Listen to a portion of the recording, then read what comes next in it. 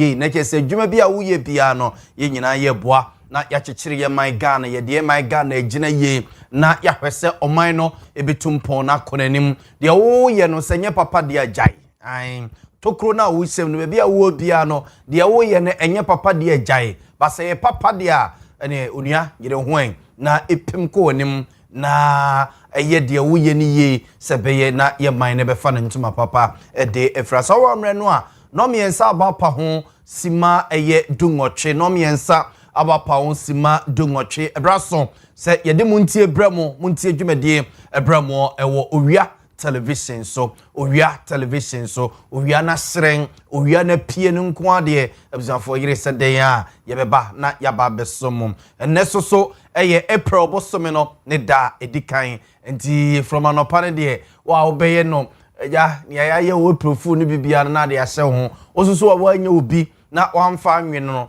na wafa ne saa metame akwa bi na me ye ya na se meditintam kaniti so kane ne nka otimi sumo bi aha ne akra ana aha ne kumase na wasoma no ana ze otimi uma me frɛ wo na se ni na wokɔ na afei wonkomra na se ntisa ene ejak one wudi o nkangane se bia bebi a wosoma no na se bebi a ma ne koba ene emutwi kakra na je se waso akwakoye hye ene eye 1st April busanfo enye April Fool program ne de bremo eye real so they say enye eye April Fool program ne de ba eye real sene de bia ye tenase no miensa e de kosi no nsia no aha ya tenase Montie dwumedie so from Monday to Friday yera April mono enche ye de Saturday mornings edition abebremo Saturday morning de no ye de ebebremo ewo Owia television so enche kra won se eye promo no etwegu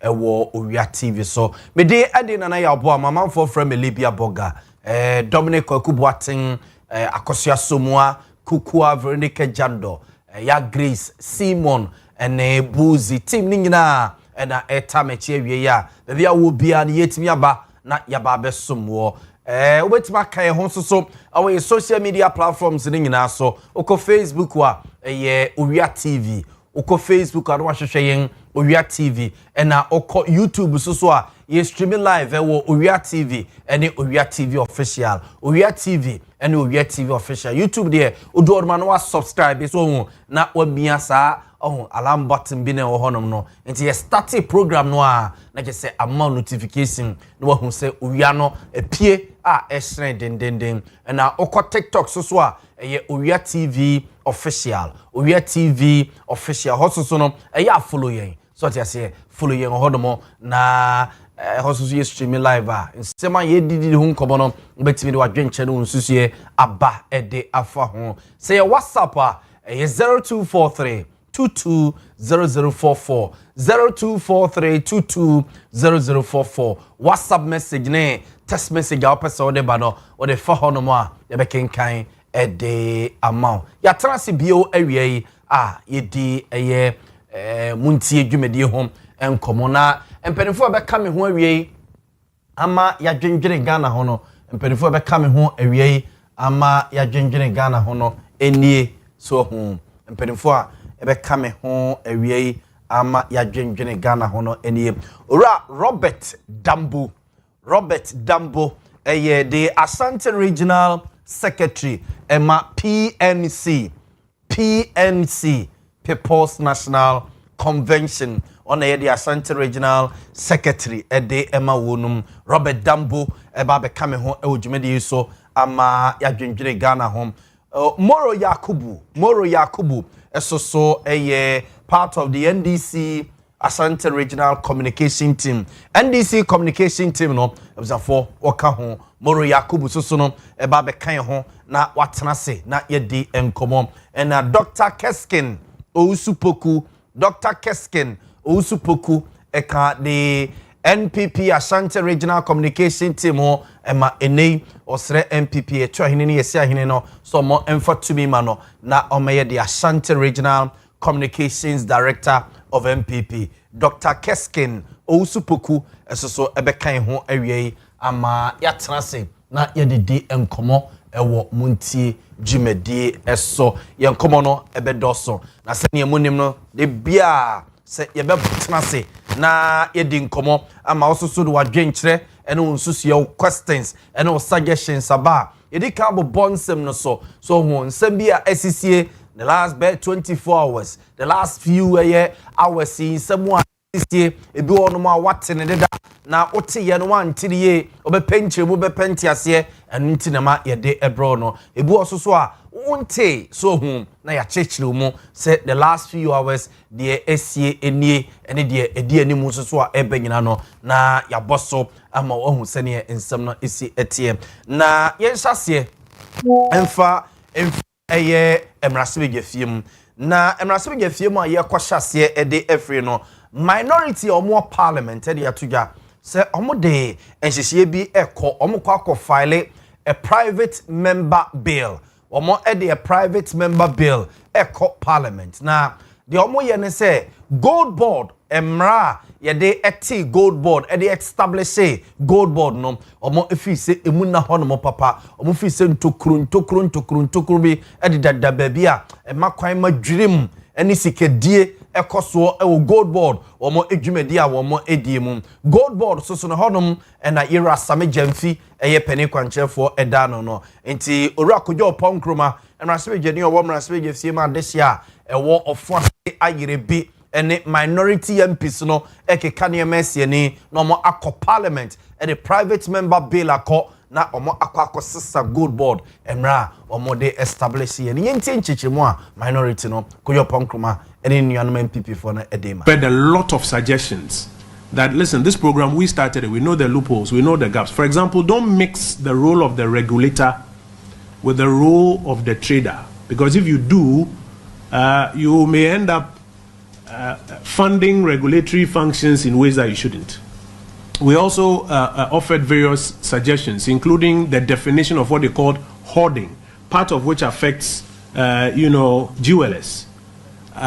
Some of those bits of advice were listened to, but in the end, a good chunk of it was literally all thrown away. And that is how come you are left with this one. So now the government is having to, as part of regulatory functions, pay a bonus to the gold dealers so that they don't smuggle the gold. But if you're going to have to pay a bonus to discourage people from smuggling, you're going to lose money. And that's how come, as Leader was mentioning, the government is now admitting that for every $10 million that the Bank of Ghana releases to Gold Board to go and buy gold for them, 15% of it doesn't come back. It goes into all sorts of charges, handling charges, assaying charges, bonus and other things. So there are a number of things that are, in our view, very wrong with the current structure. We have proffered some views already. Those views have not been taken. We are happy to take your input even as at now. And if it is possible for us to come by private members' bill to get amendments, we will explore that.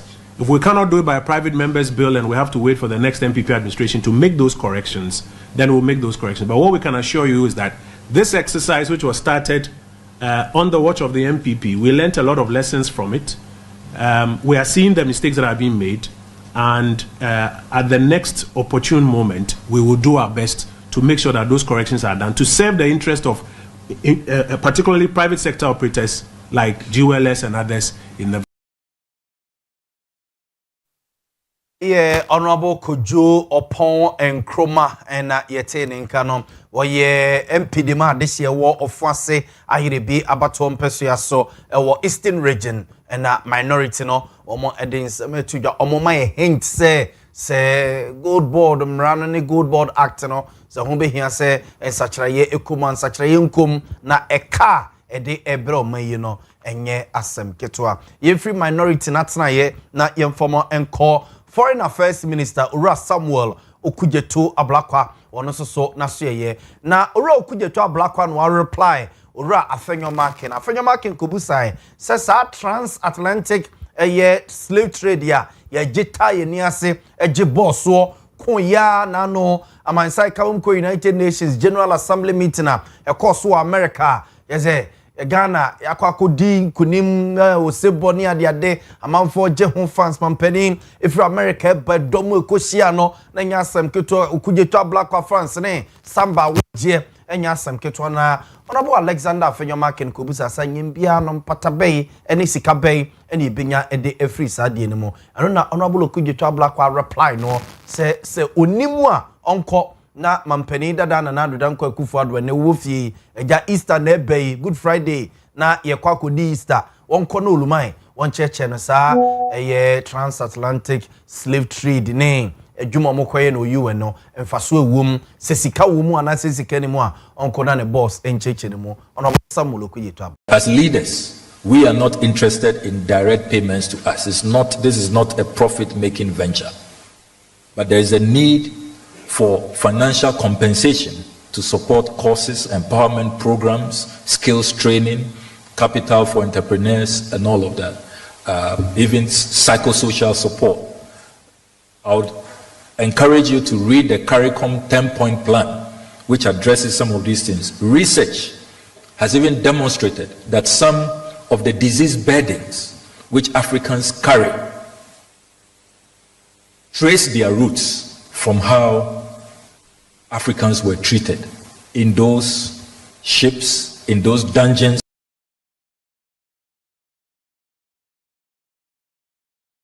Tongra Sebegani, Foreign Affairs Minister, and yete no enkaninti no chechim sa reparation yi ne honsensem transatlantic slave trade the ho enkomodi ekoso United Nations General Assembly meeting asia Ghana egie ni munyam Ghana and spearhead ya ekofa sa enkunim we kese a ase nipa bi no Montie ase na ochichi mu kakra ede atre amansan no mampani John Dramani Mahama ede atuga se bebi oman no aduro no de kwasibro ne ka ne se skills development no wase ehun behia pa de friend say skills development no ehun ebehia ye na aboa ema 24-hour economy ne ensemo aban ne keke nyina no samanfo kutansa no nyuma samanfo tenase no no atimi adwene eye bibia oya no ena ebebo masanhihye ne etumpone eye state awards global award ceremony ekoso ena mampeni John Dramani Mahama into a demographic dividend through jobs, skills, enterprise and innovation. This is not rhetoric, it is policy in action. At the center of our economic transformation is the 24-hour economy initiative, a structural reform designed to expand productivity, extend working hours across sectors, and unlock jobs at scale. This policy is specific, not abstract. It mainly targets our young people. To facilitate this transformation, we are deploying key flagship initiatives, the first being the Ejuma program, supporting more than 10,000 young people to establish businesses each year with financing, mentorship, and market access. The next is the National Apprenticeship Program, providing free technical training, certification, and startup kits, helping young people transition from apprenticeship to entrepreneurship. The third is the 1 Million Coders Initiative, positioning Ghana as a center for digital talent, equipping young people with globally competitive technical skills. The fourth is the no academic fee policy, ensuring that financial barrier does not prevent first-year students from accessing higher education. But beyond programs, we are strengthening institutions. The creation of the Ministry of Youth Development and Empowerment is a deliberate reform aimed at coordinating youth policy, eliminating fragmentation, and achieving measurable outcomes. We're also aligning youth development with our wider agenda of export-led growth and industrialization, macroeconomic stability and fiscal discipline, innovation-driven entrepreneurship, public-private partnerships for job creation. Let me emphasize, sustainable youth employment will not solely rely on government. It will result from a productive partnership between the state and the private sector. President John Dramani Mahama na yetene kana no achire so no president aso de soso se ebraso se edan kakraka bi esi nkrapompene mantema e frene se Ghana Awards House o say mampeni dada na nado dan kwaku do pensom e no mo hyase se get fund for e di sike kwako room no ma hwe esi no o say nei ekonkon ho nti wa order get fund for se be bia wo so mo tam sike free bia no o mo hwe se project no o be complete no ene chine ya. When Mr. Sintima Bwaji led his team to my office, I haven't forgotten. Indeed, I've instructed the Get Fund to provide us with the funding to complete the project. This award house will be a lasting symbol of this legacy and our investment in the future of our young people. To our gold awardees and special honorees, you have distinguished yourselves. You have demonstrated discipline, resilience, and purpose, and I congratulate you. But today is not the end, it is the beginning.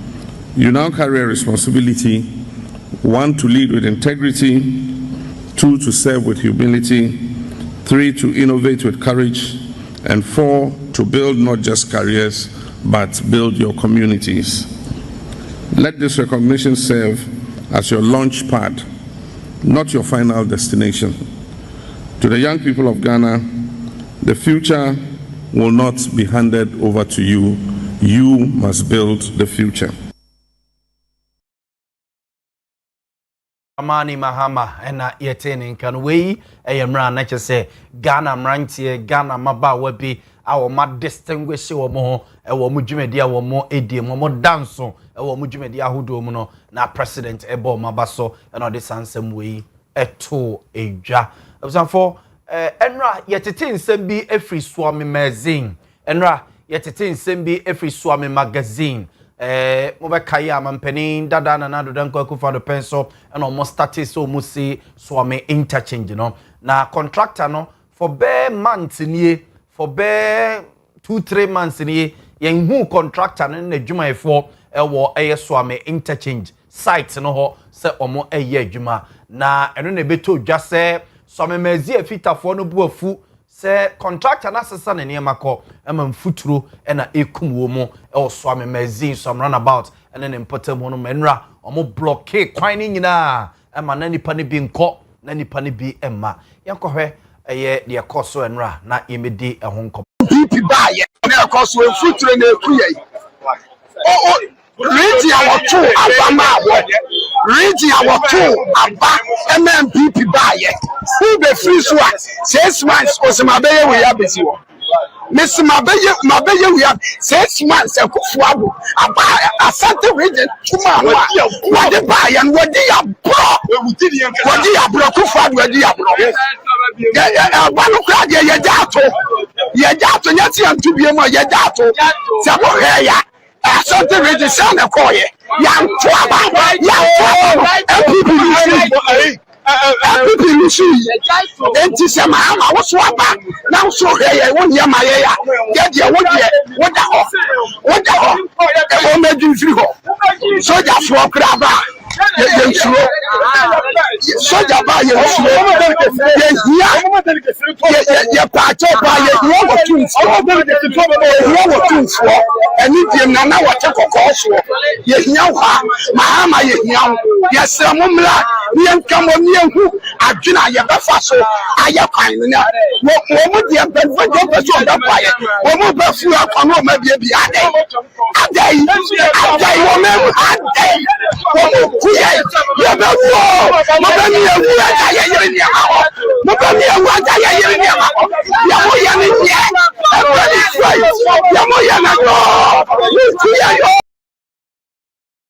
It's way a fitafo ni bia na se adwumayefo bia wo Swami Mazina yeti wo mon kanana latest about Swami interchange no for ma yemfa emremo sisiye latest about Swami interchange and say the Ashanti regional minister Dr. Frank Amoakohene the statement bi abasisiye Dr. Frank Amoakohene the statement abasisiye na ama mehu se the rules minister honorable Govins Kwame Agboja so apostu on a page on Facebook and the mo friend say X and no can ye pencil the friend Twitter so and the mo friend X Honorable Govins Kwame Agboja so post to ne page. And I'll say work on the Swami interchange resumes next week.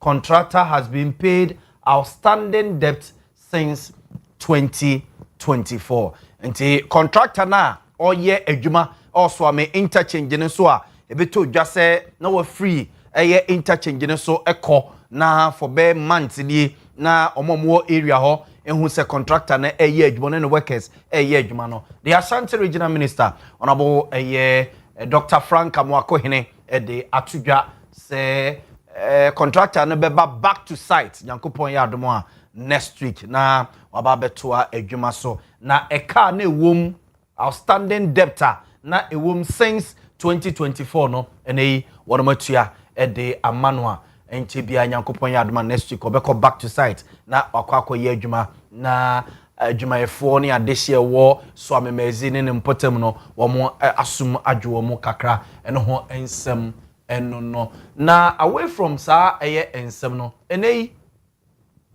inflation and ebuzafo yate eho asem say inflation declining we the etoso mako 15 where the etoso mako 15 inflation declines for 15th consecutive month, falls marginally from a year, not a year 3.3, not a 3.3% in February. No, so not a 3.3%. They say I take a crack 3.2%. Ababijana 3.2% in March. So we Ghana Statistical Service in Pedim for or more NMA or more a day ababe tuja and area anopeya and a Ghana Statistical Service a day inflation for a year Marchi a day ababe two inflation there when you see a church beam a more sending a nearma buo near their day and yet the biasun be a big pigger saving a baby a jano cry I say inflation no ehon ensensem enonom na GPRTU for so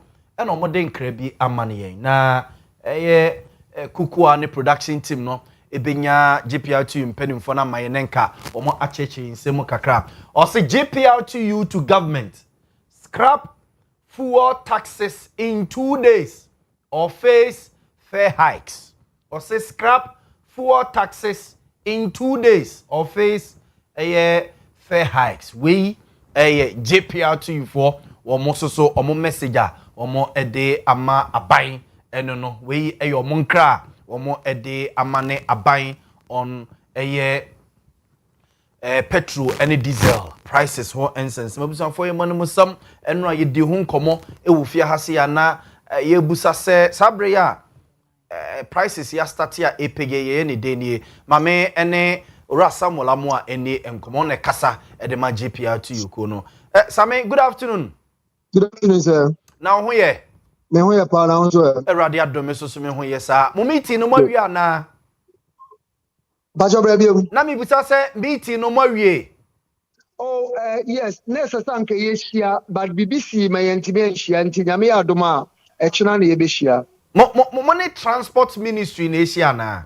Me pa cho there be we GPR2 ye mpanimfo ana na pese shia na ye hwe kika kani amabo me fise baby afango bo na bedu no ne ye hwe nim sanka ban betimetu anamon bi na mom sila ye hunu hwe enti no ye pese ye hwe ne ye shia eshia mna ntimi amma so based on 1 or 2 reasons enti ye hwe nim se chena no ye betima shia we also hoping say betima ti asem pa bi free aban ho se bia wetai afa fango bonus is ababe share conso na same yahu say mo the statement bi aba menim say ye mo ade ya say JPR2 aka kira ban say on scrappy fuel taxes in 2 days or face a fare hikes no cray some ma buy 2 days say on scrappy taxes no anyesa mo beto to lorry first mo yes no cray pepe if you say no say ye to lorry fare mo awo ho affect bibia wo man mo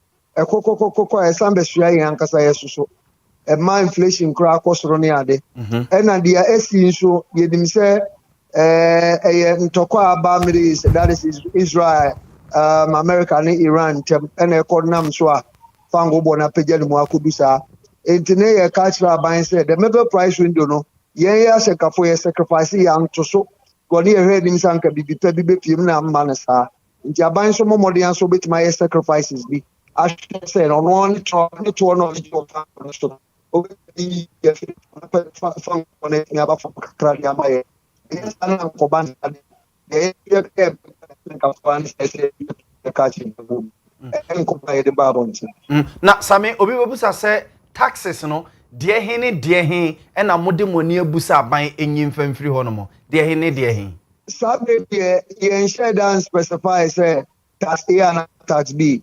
Aban nankasa any taxes egugu gusu nyina any na this lady say all taxes ni mu nyina dia osha obetima sacrifice no e dia boa situation na cushion Ghana for e bra ho akwa mu omomode no ntimi nye ne sa point say bia ku ya na se ku yiwe na same 2 days ni nso a Ominia MZ baby Aniama Koduno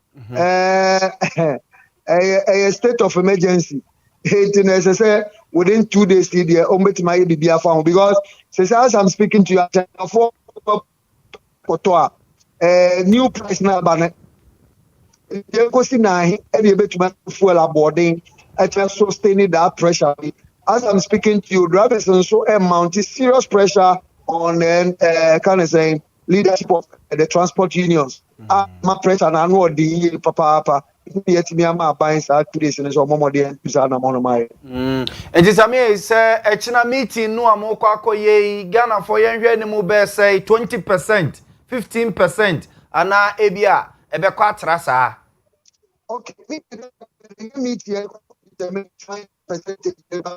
It was a Same online ni breaky kakrama me. Operation and transport minister final negotiation. Na same na say mo boko akotena se ansa na mo de mo adwene ho akoma transport ministry na online ni breaky. Yeah, Nasia, Yakoya say, near Kasia share calculations, petrol.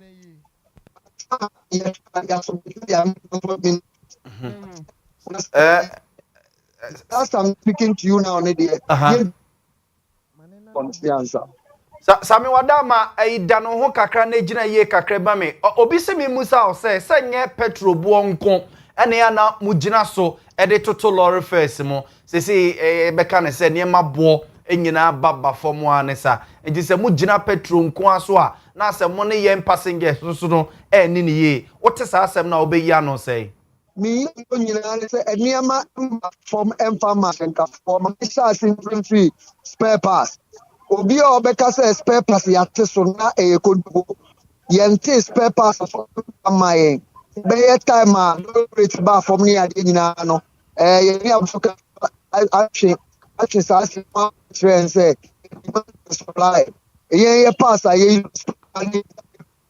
widen into faba omu so my Yamra insurance February insurance to almost premium sprinter bus of 3 passengers now Kotia and 33 cities for South Africa say Kotia 1,194 say 15 passengers now Kotia 83 Sabra say 95 na taxi for no 7 so the page anymore 8 cities now yaba di ajisa almost to omudi omo penalty almost more than tax aye pin enti bibi di pa ewo ye juma ye mu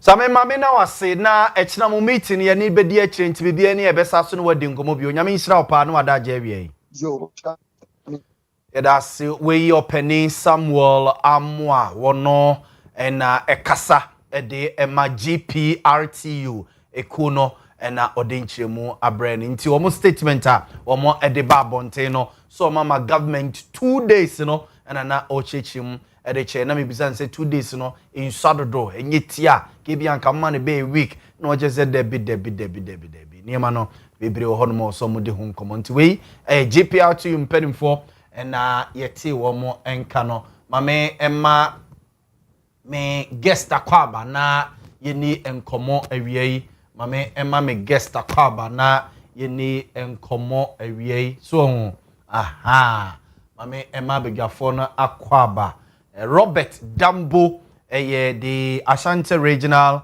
Secretary Emma PNC Robert Dambo eba bekame ho obetena se na yedi enkomo awiei yedi enkomo pa awiei na Moro Yakubu esoso ka the Ashanti Regional Communication Team of NDC ono so bekame ho awiei ama yedi enkomo Dr. Keskin Osupoku eka kwaku ade no mfa mayo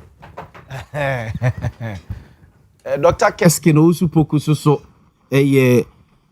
osre twa hini esi ahini for 1 pp mu so mo mfa tumi ma no na omeye the Ashanti Regional Director of Communications Emma MPP ono so ebe kan ho ama ye di dwuma ene awiei eti so kan ho wo your social media platforms no so kan ho wo your social media platforms no so na yeni enkomo awiei abiyafo atenase so ho na yeni enkomo no kakran awiei kama so ho Facebook no Owia TV Facebook Owia TV odro no ma na wa follow ya na so wa like page no and YouTube so Owia TV official and Owia TV official and Owia TV and TikTok so Owia TV official abusafo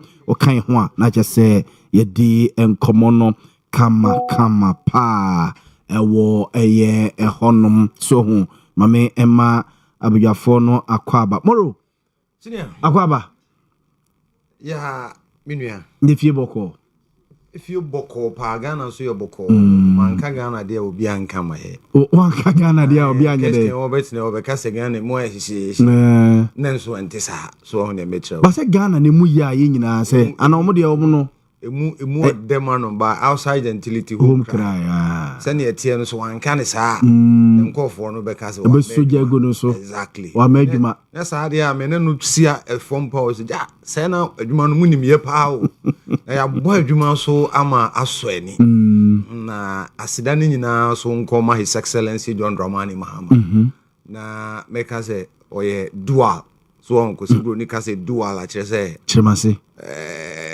ade ba ko ye nema mienu a very important pa global president and a domestic president so global president no saso domestic president ni nyina we pa excellent ni nyina so pa excellent that's right bia no obon ho modern wo mi ade ne ho nkro ne ba globally you know the African only a man for ya adwene say politicians senke ma mo koba se ya ke beboa mo experience no so na say amom say but no so nyu obi na so koba so obi on mo an modern mo no say e siko ye no say we ha Alhaji Mahmood ba omi on kra no be so be kan economy ho asemi so no o san kwa ba de ayo je won had common fa but president Mahama no mo say no so wo kwa san ba so president Kufuor ba onu se ni esi ya akra olumai why olumai but nanado de se wo kra wonka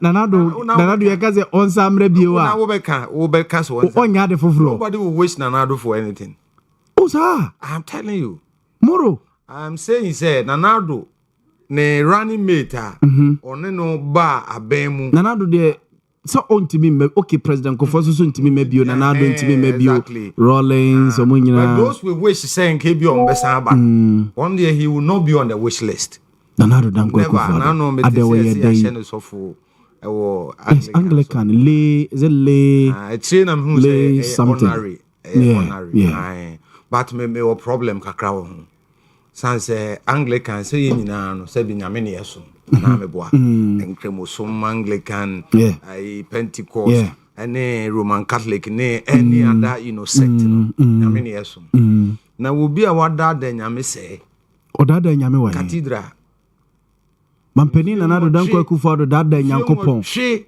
cathedral no president akufo ado ko no ayamena nsuo na wu na nyame aso da ne say ni esi no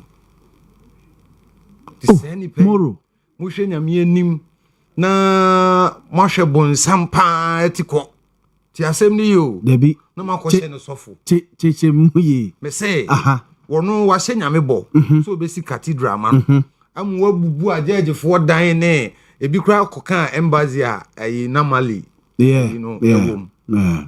One of the embassies car at the break Ghana no we disappointed nyame say yes say ya hye no sofo die. You see, that example no, is going to go a long way to send a signal to people who believe, say, one way or the other, as so for any one more, Kenya Mesem, no, do no, fake. More woman me one dream. As someone make it, I say ye, Obi Otimi that day, I say, Nanado Danko Kufa that day, Yankopon, former president of Ghana. Cathedral was he. You didn't come on Cathedral was he. Ejena mane dada nyankopon na wana ada nyame me kase me si aso da me nyame na mansi a me na da no ana asem me ka wo de ka kire me na da nyame se me hye nyame bo se me ye ase no nche se wa dada nyame osase ose bibia se sika ekoko hye ase sika ekoko hye ase hwe you know infrastructure ye bubu ye me nu ewuja no obekase an ai project bi omu ye omu ehu ajaji fo adan ka ho say the same ajaji fo adan ye kububu ye mebo de ka kire me za mebo hwe ka Ghana boy still now disappointing me itina na do danko kufado ensem fata se wo hye no sofo a na ya koyem so obi abetimi aye sofo nso nya sa na tie o se nyankopon timi de ne nsa kan obi a anti se o person chese nyame de ne nsa kan na do ana me bo o debi nya sa na me pa che ti se na do na ye nim no dia ene ye sofo hye no I have a problem with it. O man hye ne sofo na enye sofo se sofo a wo kojina yes enye sofo so wo kojina say me nunu akuhia ba bi na me mo wa se nke be yes nke kwa koye adwuma because age ne de na de obetimi aye adwuma eno say ya de boxing na ebo masa uni energy a untimi nya sofo dwuma mebo a o sofo di ne ono ko PRWC won say sofo preach wa bra wote woda na sorry be na go mani sa wa sorry be na me ko ho palace chapel enya mi sha sofo preach a wote wo oh bishop setoseko fom e preacher wo gina ho exactly na do danko akufo so be preacher o ntimi gina ho yes sure president cannot looking at his age share me ni akokra neti look papa he fit or strong last time I saw him in an MPP event so so nsa na de no fro podium dem say ne na podium ne wa eti o say so akra nsa ne de ne fro asem no nya no eti sa energy ne de naturally ono kra nyame ashira no in terms of ini 82 years very very very blessed there is one more amemu mu bra personal life there excellent amemu mampeni na do danko akufo da amemu 8 years wanya hwe na me kra we disappointed na amemu bra be na person obobio say free SHS on were you preview to South 2024 elections even on one kasani candidate in the MPP never wanted to align himself with Nema President Akufo-Addo to wanya hwe obi ntimi ma ba bi man ka so wanya hwe say bia nse wo ka free SHS ana me bo as for that one there but the expectations and Nema na wo hodada expected say ko ba build upon and so on and so forth we were disappointed ana me bo ayi na misha governs and wa man who says so am interchange hwe be contractors and ba so what there oh yeah say ya Grace the Betu TV so they credited the Ashanti Regional Minister Dr. Frank Amakwe a post say the contractor will be back next week now arrears we are standing arrears and a womb since 2024 has been paid into next week he'll be back nani ngina swame mazi for no agitation so mo ye na nra no na and certain concerns from many people in Kumasi including the Tafo MP ade waka say o say o hwe the MPP edi ja you know asantima with regards to Swami interchange na futuro na ne werɛ ho paa I want it dabe no kan Libya Boga what said that Moro baby ana one of his numerous interviews or granting the sister station. Yes ache yes what's in na e awro sempa mo say e ho MPP a ha na yo mo heartbeat na say u John bibi oswame a mfuturu na yesi e ba beye na ya to aso awia enya asem baba mate eti Moro we mi ma wakwa ba ai mesumi disi wakwa ba na baby a odi anwan ya di baba besie wakwa ba na me disi no me make nyina ne say His Excellency John Dramani Mahama he is somebody as a nyame emani wiye ne time na ye be fini ye papa de bia me da me dwene ho His Excellency John Dramani Mahama experience any you know me who say me sing kano I'm short of words to describe Sahane coming way especially so can say any legacy term divine he has answers for almost everything Timidahwana me share MPP 8 years na e call ye no pa na share barely just 1 year ya Sam more baby the President Mahama ya mate Observe the Moro Yakubu for about 10 minutes. Na mi busa na mana kwaba. Na baby a yakko edingo wedingo mono afa de mapa bisi no. That is Moro Yakubu for you. Doc. Akwaba. Mejoso. Nefie boko. Na mi adom ne pressure ne doso. Ne dom ne ka say yeah. We cover the last part time I'm never meet me. Okay. But wo buy one never cover last part time. Any okona ni pa. Se enkomo no baby e be fa no. Afi ono a no ebedu baby na so hu. No emergency not onim. Okay.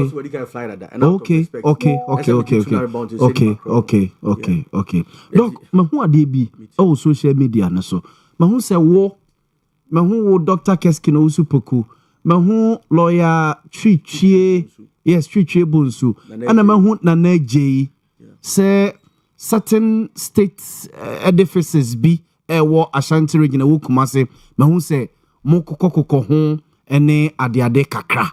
Na already asem say yo Libya ma na wasam ntia wahwefo yin na osnon kokoko amanyuko a party mpanyifo mechi obia mechia me boss odeno kwakwa the next regional chairman of Ashanti region mechi communicators ina ma mesanchia the next president of the republic Dr. Yaw Boamah na menchia mini apanyi Matthew Poku Prempeh I believe strongly okay napo Dr. Matthew Poku Prempeh change no definitely sani be so na be running mate. Okay. Now to your question no. Na same ho na regional minister. Odi ne nkomo I know so we in politics. Dr. Frank Amoakohene. We in politics. And o ka say MPP by ETS ya anye hwe wa Ashanti region. O se mo mechre. Me mete as a person. Mo mechre. Debi Moro Tobo. O say o ka say mo anye hwe. O say we did nothing in the 8 years. Okay. Me reading I was surprised. I'm like he's just being insincere. And yes sad say he's been ignorant of the issues. And I'm just say a regional minister onante within the metropolis. Yeah. And I within region districts, municipalities, metropolis onante. So I was expecting some level of sincerity from the regional minister. But he lied. Really? And what you want to make us say we didn't trust Sakeke. Because as the regional minister or Kasango for the finance, we begin say the all can or cre. To prove said the all can we had to go to the sites. No be honoma. We had Gen Z's, you be okana who project neither. We couldn't be RCCAC. To be tias no fano trasa. So on our part, we decided to say about the very places now projects ni biwo. And yes started no esa so ohun bibia no. Na say sase free on akachi. Must start free on one regional minister no baby. The seat of the regional minister that's RCC. Regional Coordinating Council. On say judges quarters na wo honum no. Yeah. Ura a regional coordinating council on air. And maybe an atwemu now who pay judges some with diasemo. And a judges. Judges court judges. Okay. First now problem mo media se ma ne bi this omo fra crab and my case is scratch. Anomuni baby te. Yes, no be my case is scratch. Okay. Say see appeals court, go be see appeals court no. No accommodation. The opoku trade nature fe tin no. Na do tena se no. Se be ma eye judicial on se mbeko so na I say crime so beti no. Na say judges no omo ben baby a omo di ensem no. Okay. You know create that community or home. It's a massive project they be in Ashanti region. Okay. If pay free RCC on your left. Regional minister so hu ye. Ne be say boa no mani hu. Nti mo koye de ho. Ya koye and you present a picture and also there's a video already on YouTube. Yes. See it's na ho ne say this project. What you say? MPP abana ya bra Samuel Semen say ka say mumra me nchen ho no. That's what he meant but people misunderstood him. Because na again say obia and aba RCC da. Be no obia ni RCC. And ahead of 2024 you be kind of cry. MPP hu ye nkofo ahi. It will cast some no cry said the cry na. Na manfo So this presented a golden opportunity for us to deal with this issue. Okay. And if you less than 1 minute drive. That's all Lancaster no. Yeah, can it golden tulip? Exactly. And then can be on your right, Minerals Commission office. Ratre park echi ho no. Enchen ho bi no. What they call that's orange color Minerals Commission for regional office. Now do dan kwa kufa do ni see. NDC by 15 months ni. Omuntimi operationalize it. Yes, I feel you see. Yes, we. I'm going to operationalize it. A dime Minerals Commission, then be nice. You know, not go for the sea. And no cry, no, you remember. Who's free a honor now, but Georgia and Chen Hona, who's a dime baby, I see a sound. Yeah, Georgia Otra, Asqua interchange, it's any Oka 100 runabout a Georgia hotel. Exactly. O branch Georgia hotel. A dine see honum be gobi brino. Nasa Oko Gridco, as a Oba Gridco for no. Okay. Yes, security chief. So say we a public servant. We a dina Okano Minerals Commission. Regional minister so twemo ho onhu ye. O si otwemo ho no. So si MPP anye hwe na so onhu ye no.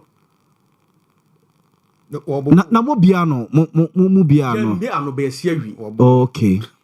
What you say? Okay. Ebio eye dina egu ho no the amateur no. Georgia hotel ho no. E bi call ho man for edikan a movie in. What you say? Now, for security chiefs, on say yet me post will be penny be near posting free region be abeto Ashanti region. We are regional police commander, deputy police commander, prisons. Omo directors no, omo be drew no we be that kana. No, casking a buying project and your private developer be na CC dino. Sir, they buying project. Okay. So buying a crash store be my contract to a private person. Me twemo me say omo sisia wo ho. Me boss the fear in chen ho. I must be so for Kemi directors thing now. Kemi boss, yes. Dear what friends, I no cry no him MTN hono. And I MTN hono. MTN side hono. Yes. Almost CB for Kemi, dear Kemi. Concept directors no more Kemi in Komuso. Local government transfer and for Mukoba. And he said to an among say, when him say, why was your lands commission, baby? Lands commission, you know. Yes. Audit services here, NCA, NHIS omo claims office green one bia nsu na esi ayenwe ni nyina ho mo ti regional minister so onko ho onhu ye we are surprised eti de ye tu esi ehun se ye ga kase be ni se ye ma obi amfa dada and dada ye nuanom keto probably omo ehun sanema no so we need to make sure say we are dealing with the issue with evidence and issues no ye atemdi die nye kasa and no ekwa Akomadan University no means so no amoko hin Akomadan offenso north yes ade na ho local government university Akomadan mo wie yes see local government university I wie first phase second phase e koso any sibo majai first phase no was program member to was moro dia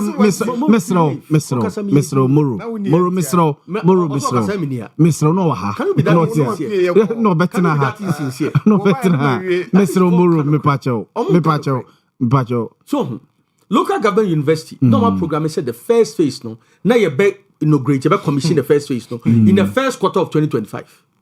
Okay. Yeah, but so that be from your way. Yeah, read the second quarter of 2026. Now said the commissioning dates are pound by 1 year. It's the first phase in the movie. Yeah, we dada. Me see the pictures pictures are there. My Facebook page. That's it. Those are the pictures. Where a local government university yes. were here Akumadan. Akumadan. More facilities at Kumasi Polytechnic. Kumasi Technical. Hey, NDA. Yes, NDA. More facilities. NDA. I'm telling you. Buildings, no first phase. No first phase. I'm telling you. Kaskin NDA. I'm telling you. I've been there.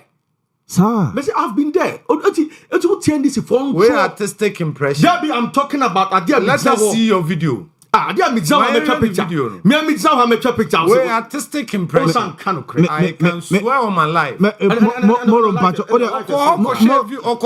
Video. My video. Okay. Me flip it to video. Me Pacho swear on your life. They are no day. I know his life. There swear on my life. There be. Until show video no. Where artistic impressions? Okay. I can swear on my life. Say artistic impression. Okay. Slim pa no like show video no me say no life more me say keske mu show video there be more we dey artistic o mi ntwa no oh as a brother I just say me ba o open video na ansa na waje di me brother say wo ko ho wo ko akotwa ti abutre moro video so when na me ne sister station I was show ye kwa jejina ho bi nti on show sa video no Osan kano kre.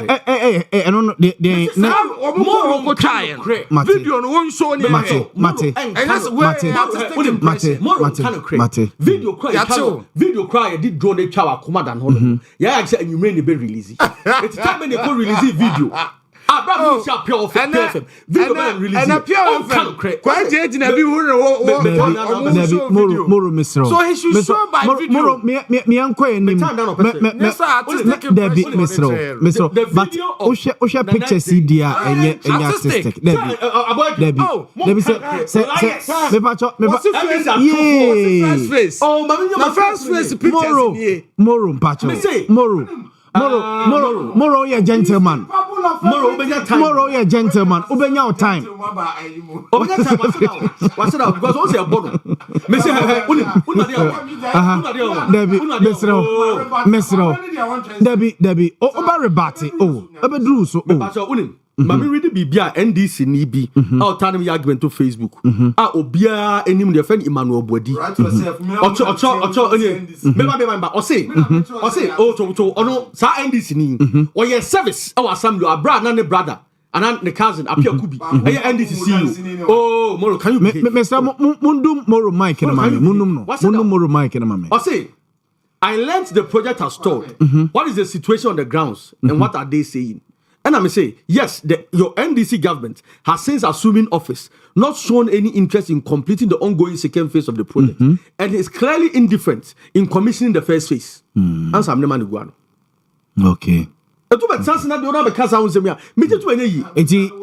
here you see the Akumadan Offensive North local government university. University. When I'm more say artistic impression no. Osan kan. Na Debbie Kesken Boamah. Mo free abem January 2025 no. Yes. Na ni state ni. Yes, that is. State na wo mo Fabian kan ho. And I'm say commissioning no. Na na mo putting into use. Commissioning no was scheduled for the first quarter of 2025. Okay. Oh moro me entwaso. Na conference kra awo for several years. I say gusu project so. What are you talking about? Oh, okay. It's a local government university. You know, but in Chakra, as well as police station, or must I TVET. And nice one. Between me say honorable Fred and once I ban TVET. Yeah, no, or CEO of another major project. What a gate TVET. Wouldn't TVET, that's the TVET. My point I'm making here, NDC4 and the regional minister. Yeah, Majandam Biant now. Regional minister say NDC board what the MPP nyeshi. You been yana kamu Robert Sana kamini or health projects any road projects the ayen musma yeni we the ma yeni no. Regional minister call sa bridge kitwe bi okoye mfa ne say. Sa ku no okoye bridge bi omu no. Is it ahafo no? Maybe be chrome. Yes, ahafo no. Bridge na ebu agum me boa. Na be say Atafwa bridge ebu NDC time. Atafwa bridge is our bridge then so. Atafwa Abrepo girls Kumasi girls school Oshimase Barakese enti se ne NDC ni beka se ye nye hwea we regional minister we John Dramani Mahama no bia we di ntro The point they said we could have done more. Me say, oh yeah, I'm just saying it's making very unfair. Oh, that's unfair. What I can say, me massa, me no. Misro. Me say, oh yeah. Then you bring him. Me say, oh yeah. Is he not a representative? Me say, he's not a representative. Moro so about President Muhammad. Yeah, it is. Contest in which he's mentioning President Muhammad. Okay. Me say, oh yeah. Okay. Me say, John Muhammad. Okay. Me say, oh yeah. And that is very unfair. That is very unfair. Matthias, Moro, Obenya time to rebut. I say Moro is misbehaving now. Moro, who the Christian? No, don't use that Who word. the Christian? He misbehaved. But that's not how Exactly, and that say you no suffer on chassis. President of the land. Who the Christian you? But the time can say now you born suffer on chassis. Who pass on here? Where Anglican? Who the Anglican for? That is narrow to think. That's how. But it's also narrow to think. Sir, I cannot make assessment of a good man. Debbie, I mean, that is a narrow way of thinking. You can't make assessment of a good man. I can't make assessment of a good man. Debbie. What qualifies you to assess a good man? Gentlemen, Gentlemen, think outside the box. Because you're not Gentlemen, Christianity me assess a good man. Now let me tell you the reason I won't say. You see, who can tell me say? Mama me mo musio. The point is why was winning answer? Why was a broad way of thinking?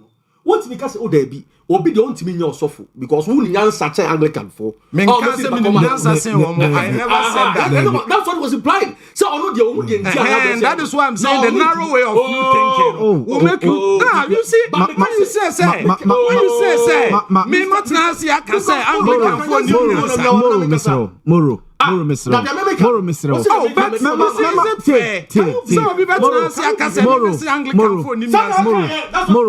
Oh, but Moro. Disappointed in the Anglican society. Like President Nanadua, what disappointing Name so basically. That is what I said. So if you want to quote me, you don't quote me the way you did. And you think I should be sitting and be watching us? Debbie,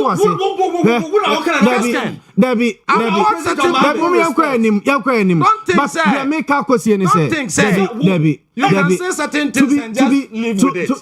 That is very unfair.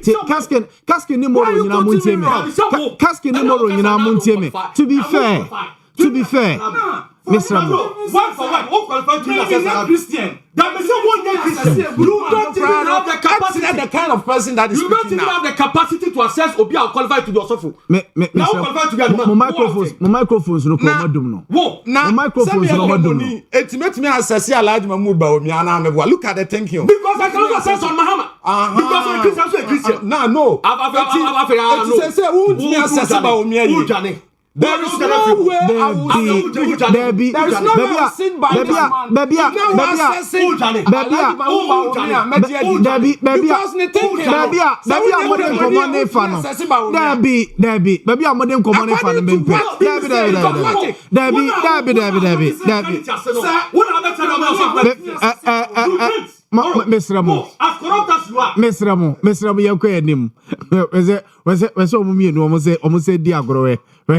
We saw Musa Sudi agro. No more critics impressing way. I will on some moody agro. But Moro, Mr. Unse Mummy and Nunya brothers. And Unse but you see, why is veering off? May masters in development communication. Ye can send me chairman or say in political communication. Or say communicating in politics, you ought to be simple, straightforward, devoid of ambiguities. So, say, oka asem to ho, na asem no obi betima interpreting fufura enka. Oh, but the communication studies are meme here. I was specific. But you said you were disappointed exactly. In good. So I used the word disappointed. Good. I never sat here and made any good for anybody to believe. Say Anglican for Nimnansa. Good. I mean, you are inciting me against Anglican. Good. Me no ya adwene. And the casket so kan say President Mahama, the Ashanti Regional Minister, so kasa we chantro and when you bring in NDC, when you bring John Mahama, we can't draw. Any President Mahama, we can't draw. But and also no, you make such statement. Obia or kwan obefa so a obe interpretate such a statement. Eti mumi anu nyina no, you made a statement ho. Na obia betima interpretate no in a way to suit nipa no. Anyway, but the point the point still remains to say you are citing what the original minister said. Yes. And even with that one said, let me rebuttal. Good. Yes, but once I wanted him to finish so that at least we can get the input of everything. But for you to bring in President Mahama, you have your time to rebut. You have your time to rebut. Sorry,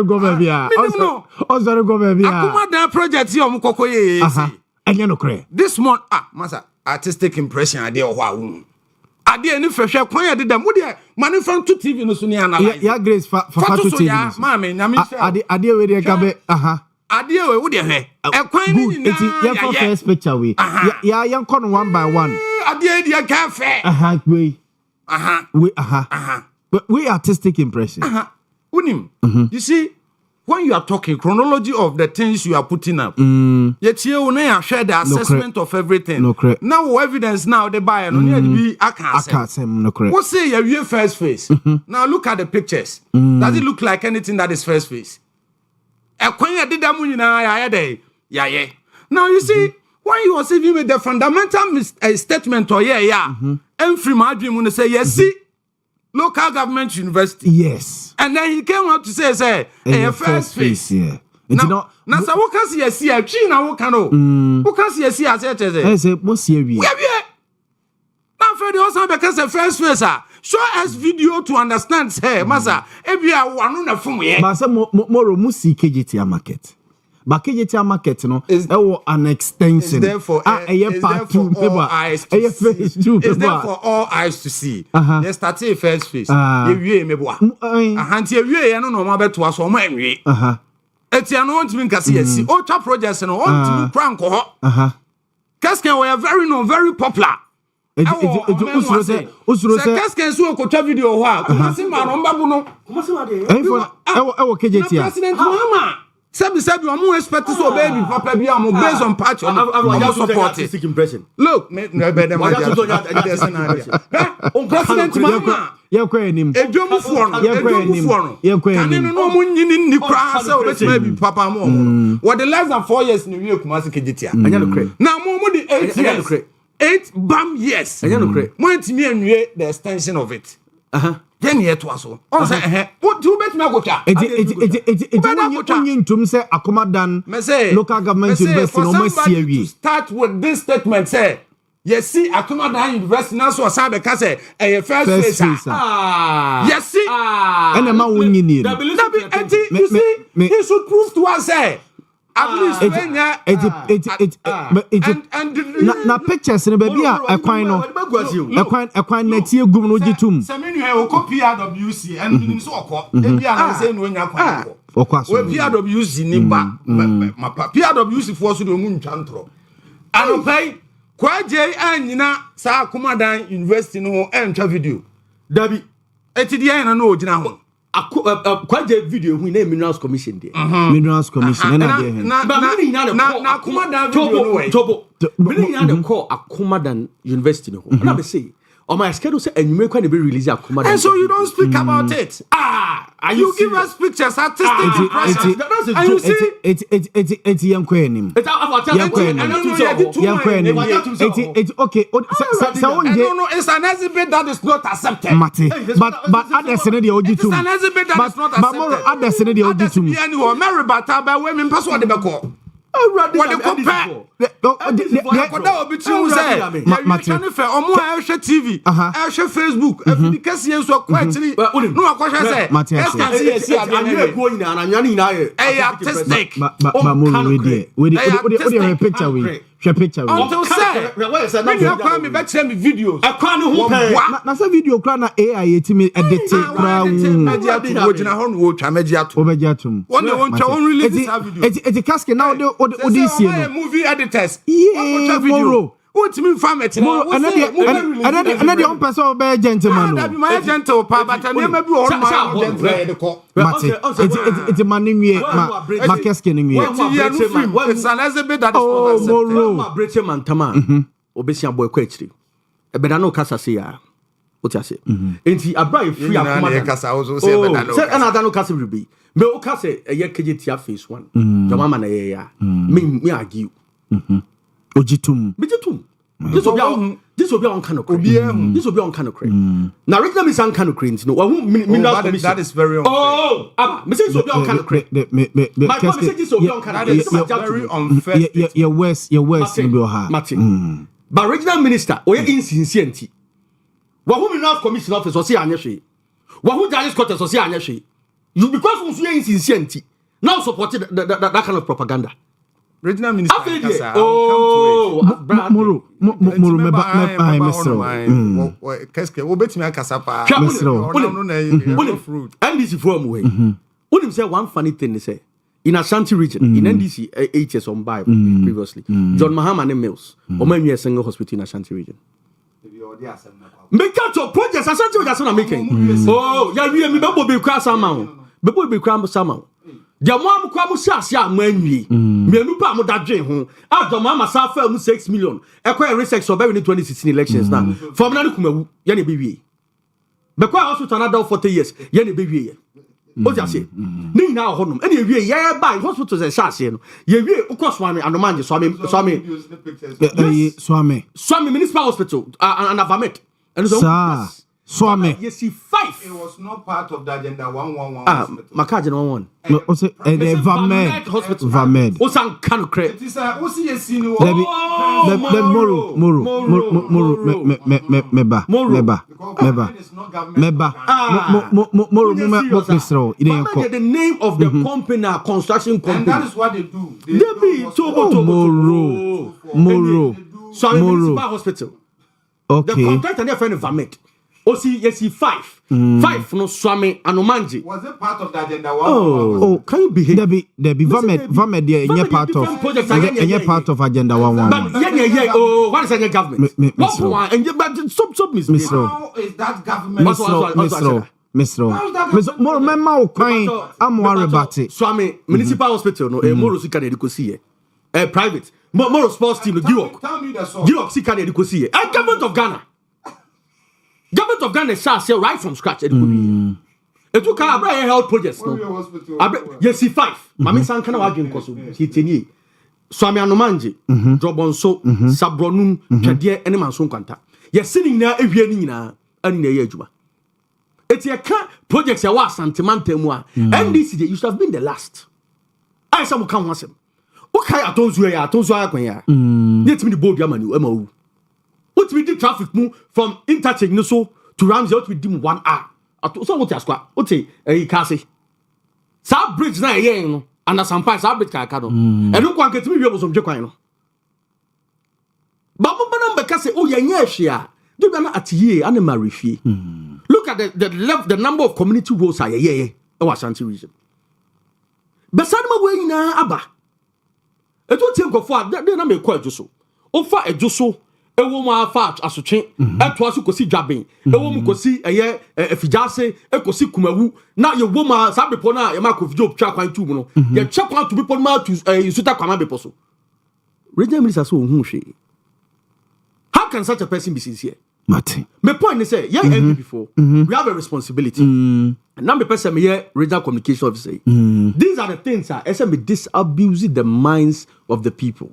Because maybe no, ye kasane nko ne nwa ehi amankofo bi adwen omo say ye nkra no say anye hwe uza nkofo bi kasa asem no now omo pictures they ask mo ye wanya no man kan ho asem no and my reply has been say ye kan ho asem but na mo boafu entimantie yes say mo fa nche ye moving forward no obi aba be catch us say anye hwe wa Ashanti region ampa kebit my more ye expand any make ye nsa kan ye nyina but there is no way any sincere person be odi no kre na obi a okopese kan no kre na onye insincere person onye deceitful ebeba be catch us say MPP anye hwe wa Ashanti region Mate bia no sidi hu le din ede Dr. Keskin Owusu Poku ena yete no enken ni nyina Semwa ya no ye o se ba na amra moro hono. But before that, Junior Tero akokere o say o show no live e wa akokere no se nchia enkoma Honorable Mula we assembly member wa akokere fie electoral area. O say Junior Tero shatter the whole world.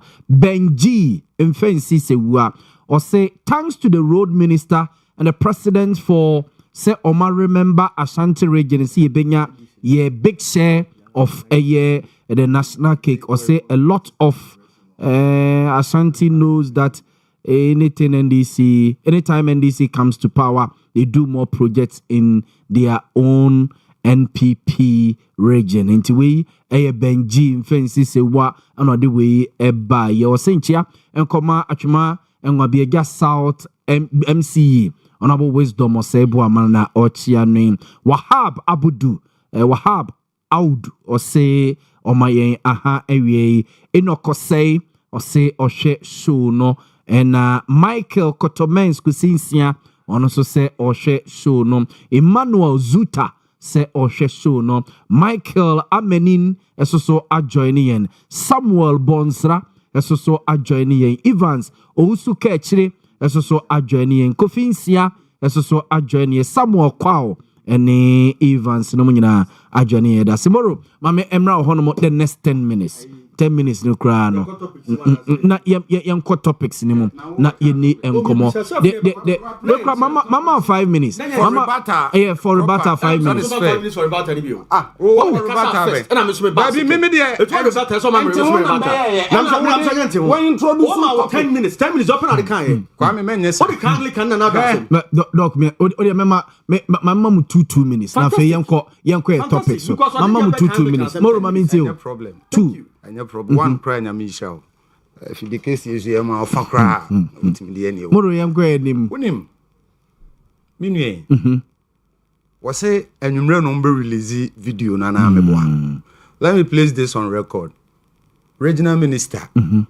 statement no was not what minue person amanfo edidin I say look say sampan kotena baby no ka say regional minister wo hu so aye bibia na sabi ase ne refi no kakra because sampan so abe ke me boss pen yeah na ai Libya boga woti ho sampan pa apart from Galamsey no di no way minim forest minim Erastus unu Erastus Asare moro Erastus Asare moro minim on okay moro minim Erastus Asare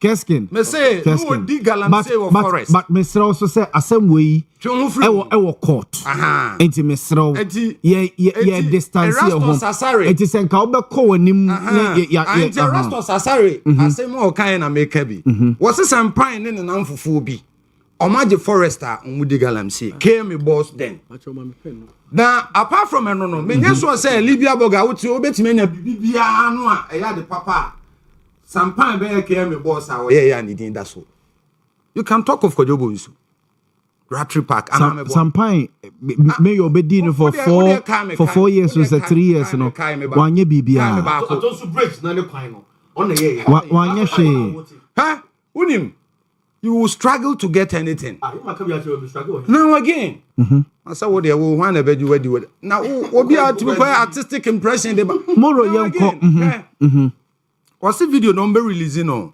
enyumre omo edit no more release other than that are there person who share evidence me ba ha say na me say me show evidence you try me video eno na me de be kire say eni menim say omo ye moving editing firm next week kranka me pese mu nyina mu ngada project na nke ngina ye board yi ho na nke ngina ye board yi ho then na mo ye na mo chechire mu then ye wi a na ye jama Wednesday to said na week yenye fan ton chan na dey wo twantro going forward you see But say moro uji to mu say judges in a bungalow no say uji to. Ena Minerals Commission building say uji to. Me tia say ne conclusion we ya. E ma na say me pese me kasa bi o no ni. O say se ya pese me di communication director. O say me mo bi aye dey. So campaign dey sality. So one attack NDC. One people be anka say hey akwe we champion one. Emfa. But me no adwuma wa ye dey me nya sure say we bi na also ye di communication that. Matimoro me da say. Me this year no na masesa nya sa na da say. 2 minutes we rewre mu a so da mase. Now me this year no. Kasken. Adabraka. Minerals Commission office. Ono a was say enyo operationalized. Mo commission was there be. A judge for then a work and was say in time past obi bedi asem cry appeals court judges yeah or full flight if you are crab me ade ne hon krone ba etimasibi. You see, he was not able to mention anything. A very monumental bedu do any better to say 8 years here buy Asantemaya here the heartbeat of the MPP, the stronghold of the MPP. Say to about na so munya 6 million emu 1.7 e to mo we na ye Mate moro me da say kegetia enye 8 years old less than 4 years Mate me da say 8 years ni ya wo Mate moro me da say Keskin Minim say NDC for come monumental am you say monumental ye baby e ton aduane baby di dwanko a enye sa no adwenche me pa cho be to ba se moro if not where they catch me say judges quarters that community na create and onye monumental where they can say what radinya me building prisons Mr. Moro me enkwe ni Mr. Kalam say allegations unim when they boa NDC na no wo a friend say democracy abno I want to be make allegations. Regional Minister Frank Amakuni to Galam say. The because can no so court. Me say allegation. On the we say going to be make his allegation. But you need a dance here, bia. That's how me board thing. You want to be make his allegation. But Regional Minister mo say no tata na do. And no dey anymore. Fair enough. But after the and the regional Minister do me enti on the quarter the budget. Quarter the budget. Oh, Moro me enkwe ni Mr. Me enkwe ni. Kasken. The point I'm emphasizing is NDC for didn't throw so much. And Tono Mudi ahead of 2024 no. It was aided by a year public displeasure behind the over for MPP. It's now your kind of project one sem kwana. Now go for kwana now go the way an EPC and now regional minister so a level on that, one leverage on that. To lie against you, Anyashi was chanting region in 8 years. Yes, or didn't throw. Or didn't trust Anyashi. And that's what we are proving with evidence. Mate. So when you are feeling uncomfortable, you can't dry bones are. Only the old, Sabio, I'm going to feel jittery. Send a Benicicano. What do you say? It is a church and Nema was chanting region. MP, you are buying led by another Danko Akufodu. Abana Samuel Simonsa, a regional minister. Yaya was chanting regional. And this is what Mutikapai. Meda Senedin de Dr. Keskin Osu Poku and yete no enke and no amejuma me for you. Dambo akwaba. Na PNC muboko de.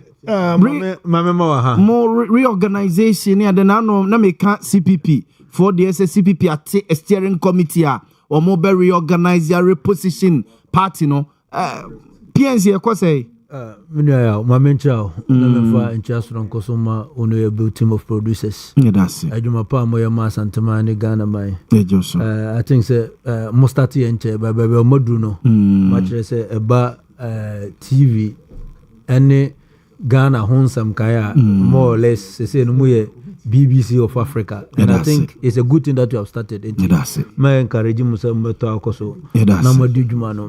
Talking about PNC. Last month and they started new membership registration. Okay. And across the country, you go the membership drive, you bet me a spark in a new crop of people. Now, once a PNC is being led by young people who are well positioned and Yaw Boamah say mebeto Dr. Keskin menua oni Moro they were also here to Moro na me hwɛ on social media so Keskin omuko opposition in chair oko rounds na or eno ne yedi hu nkomo ya akofa manso abayo oko rounds na me bi so the motive behind saade na omo ye no Moro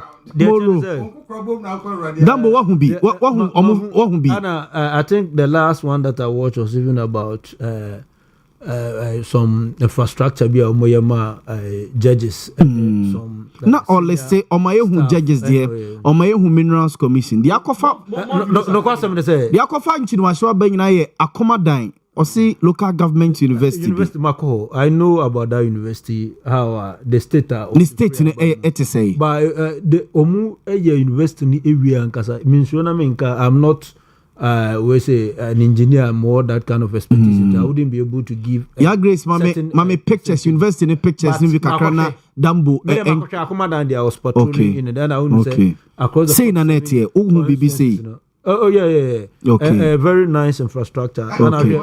Baby, almost a university now. We BBC. Yes. Yes. The last time I went to America. The last time I went there, now I quota be saying no. But the last time I went there, and now proud. Mr. Mama Dambo, making it prior to the 2024 election. Mr. Mo microphones near on into the Obeke Biano. So the declaration by the NDC. So as part of the declaration, President Mahama Babana and I called the 47 constituencies in the Ashanti region. Not me as a regional secretary, no regional chairman, Kababram Shirohito, So upon going in and out, a chance on this monumental project and MPP, a good project. I don't see the reason why we are reducing to partisan politics. And governance the last time because it's a continuous process. And to say Obiya Adiebino Obiba, the only thing that is better for us and I say better also. And government, the functions of government is expression of war and execution of war. So what I say, and to ne papa mu but what I'm surprised and I say, I don't know the motive nana work on if say Dr. Keskin then in opposition, some of the infrastructure, but it's not about that too. The Keskin Muye, what he's my brother, what I would advise and I say, the MPP should sit down, do introspection of what went wrong. But it's not about infrastructure. 2016 NDC Lucy and your mama Lucy, it wasn't about infrastructure. Then we are board infrastructure more. Think about policies and programs that will tilt towards alleviating the plight of the people. And never boa ama a partner there because MDC the ama NDC a top baby John Mahama you know MPP demonized John Mahama. Ghanaians demonized. I was part of those in 2016 and they present and most of the bad things that I saw in the NDC administration, I catalog and champion that. And now MPP and so opposition ni nanado danko kufuade niema oya anenya no ye ka ho asem and also aspire Boamah NDC den esaba power. So it is a matter of just omotenase no more designing policies and programs a better towards the youth. I bet Boamah alleviated the plight of the people. No, my tries I don't want to be any power. The other political parties or so minority party, how they are going to fare with them. Okay. So what I say, because most of the Nema MPP are there are a lot of people that work for the party. Party ni be moment me so what I say, and NPP so no more come say there is some government WhatsApp group. Government WhatsApp group some civil society organizations but if in your tenure if you're doing that definitely you couldn't have caused some kind of disaffection for the civil society movement, because prior to 2016 we were working hand in hand with the civil society and other political parties. Political party be 50% to plus one. It depends on how you are going to fare with the other political parties. Me production no say we accommodate university na mpacho video no omanya video no e de amaye e bacho accommodate university no nobody should downplay say yes a university of that nature but you know say minia MPP I blocks na NDC ka so machine they omuka so mu block bi asa but the way video me say me come call recent me that all videos na me call say net but it's a good infrastructure what I'm trying to say but it's a good thing no one is saying yankwa enim when you give us that picture so just to say as I dey you more than this stage but say what's your confirmation say there's such a project. It's not the picture. Okay, Mate. Yeah, to us. Dambo. It is an impression that is artistic. That old video. It is an impression Mesramo. Close. PNC. Dambo has the floor now. I don't see why there should be a banter on this. Even if the project and do progress now, Ebia. I mean, you are more. Nakes say a first phase. First phase is completed. First phase. I don't doubt the first phase. I don't doubt the first phase. Okay. I don't doubt the first phase. The only thing I doubt is the pictures are artistic. This picture, Mate. Simple. Dambo here to us. Dambo yan to us. Dambo yan to us. Moro has moved beyond some of these things. Yeah, making sure say adia timamufo ne pe, adia timamufo ne hwehwe. On my munu timamufo ne how. E kwan e be fa so e betima nya nuye na Boamah timamufo na dey abrabo atumpo. Say university where yes MPP ACA Ghana for CA enya MPP for mankwa na bekom NDC for bekom PNC for bekom CP obia and say media my own worry ne say even through this a year yen to say the minimum moroka say the beya e betima emphasize the Adiama Akuma Davon but there's one thing Akuma Dan area hono. I don't know whether there was some tomato factory and they produce one of the best tomatoes. Factory being kabat. Doc. Omunye factory be. Hokrap sana mepe. Doc. Baby a omana a travel a bit. If possible. Sa a university university need a local government. I would wish anke ayen agriculture university be all. Said that place is noted for a tomatoes in agriculture. Just making sure Abraham call TVET not inside of them. One department dedicated to food processing. Oh, okay. And even a lab demonstrating how to process tomatoes. TVET no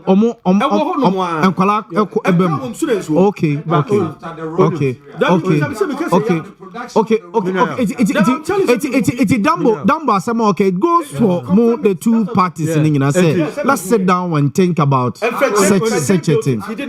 Okay. As tomatoes yes produce the short for now.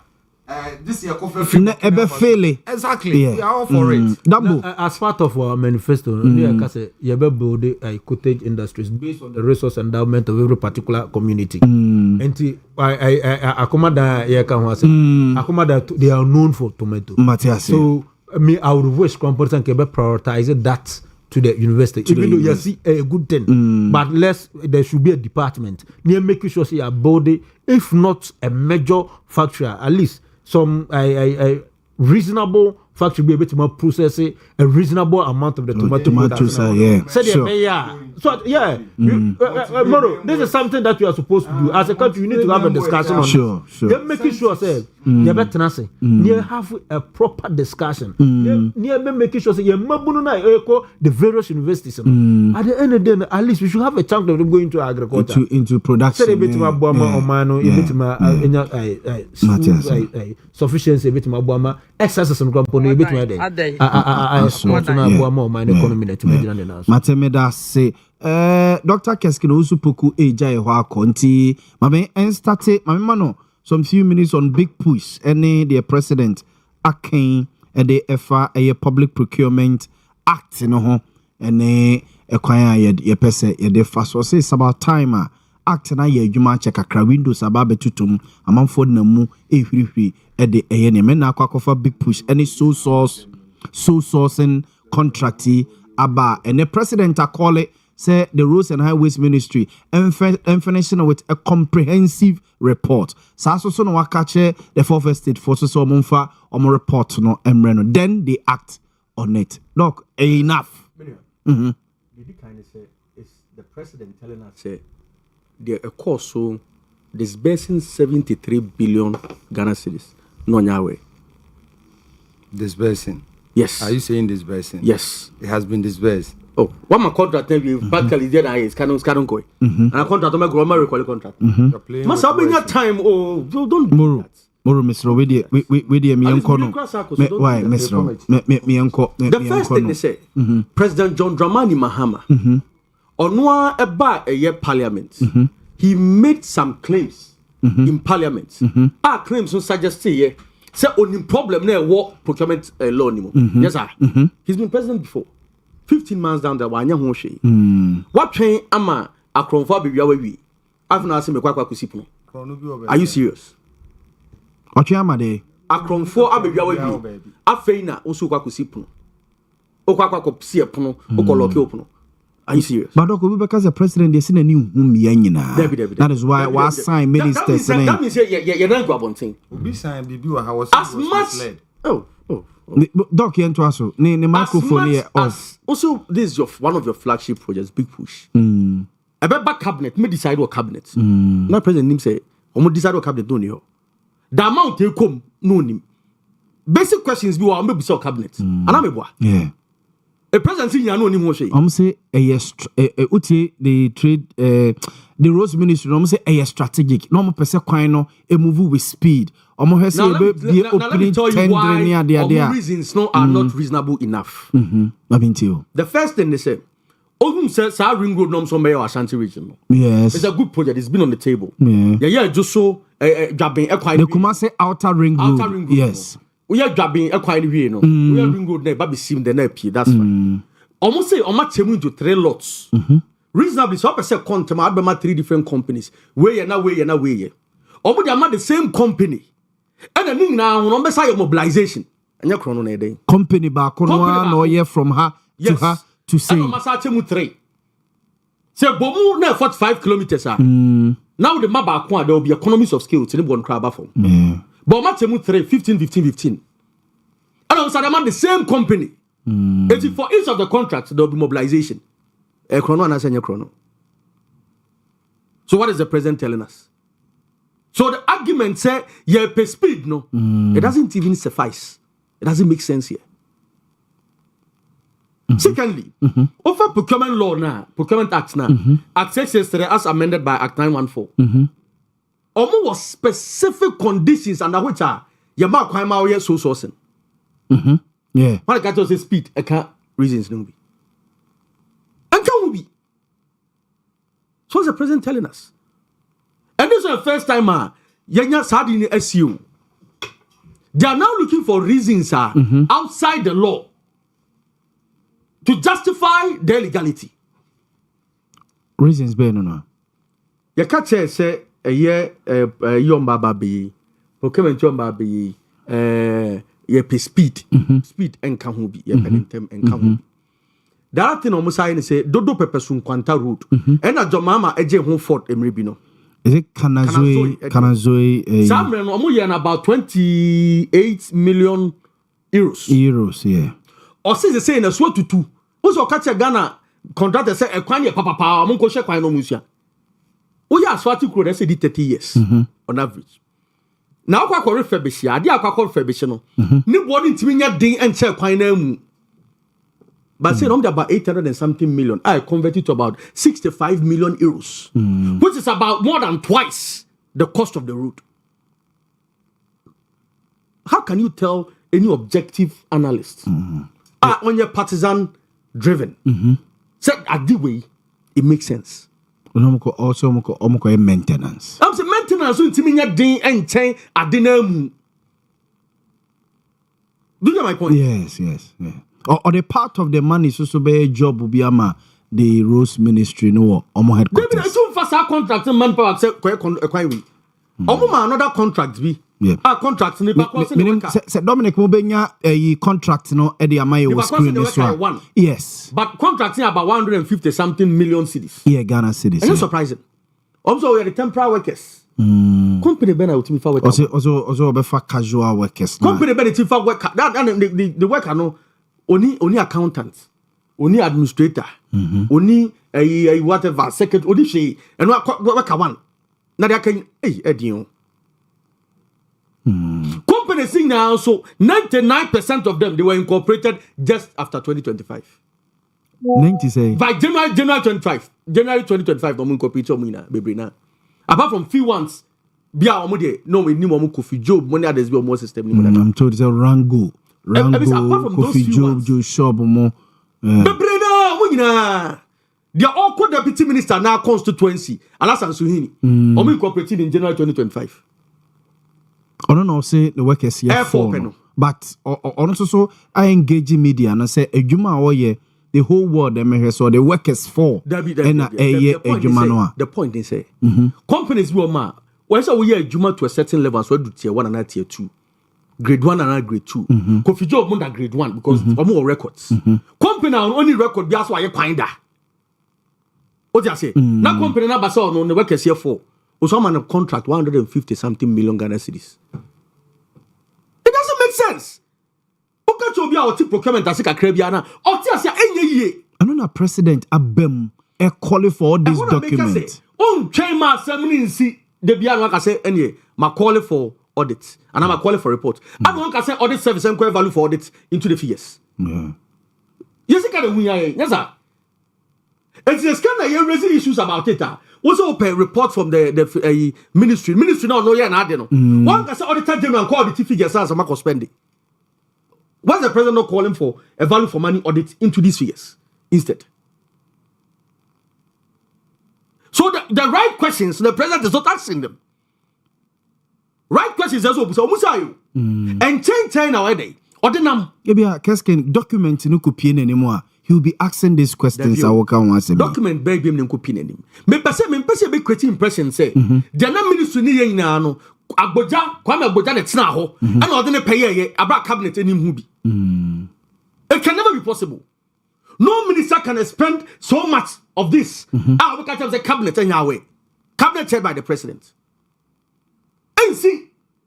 But ebia singly contract one by one say the president in the actually but ebia they will give him a fair idea. Dumbo. President will also boost certain questions.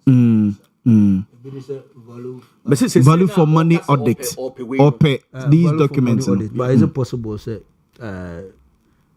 project na project no there's no value for money audit or cost benefit analysis. Never done.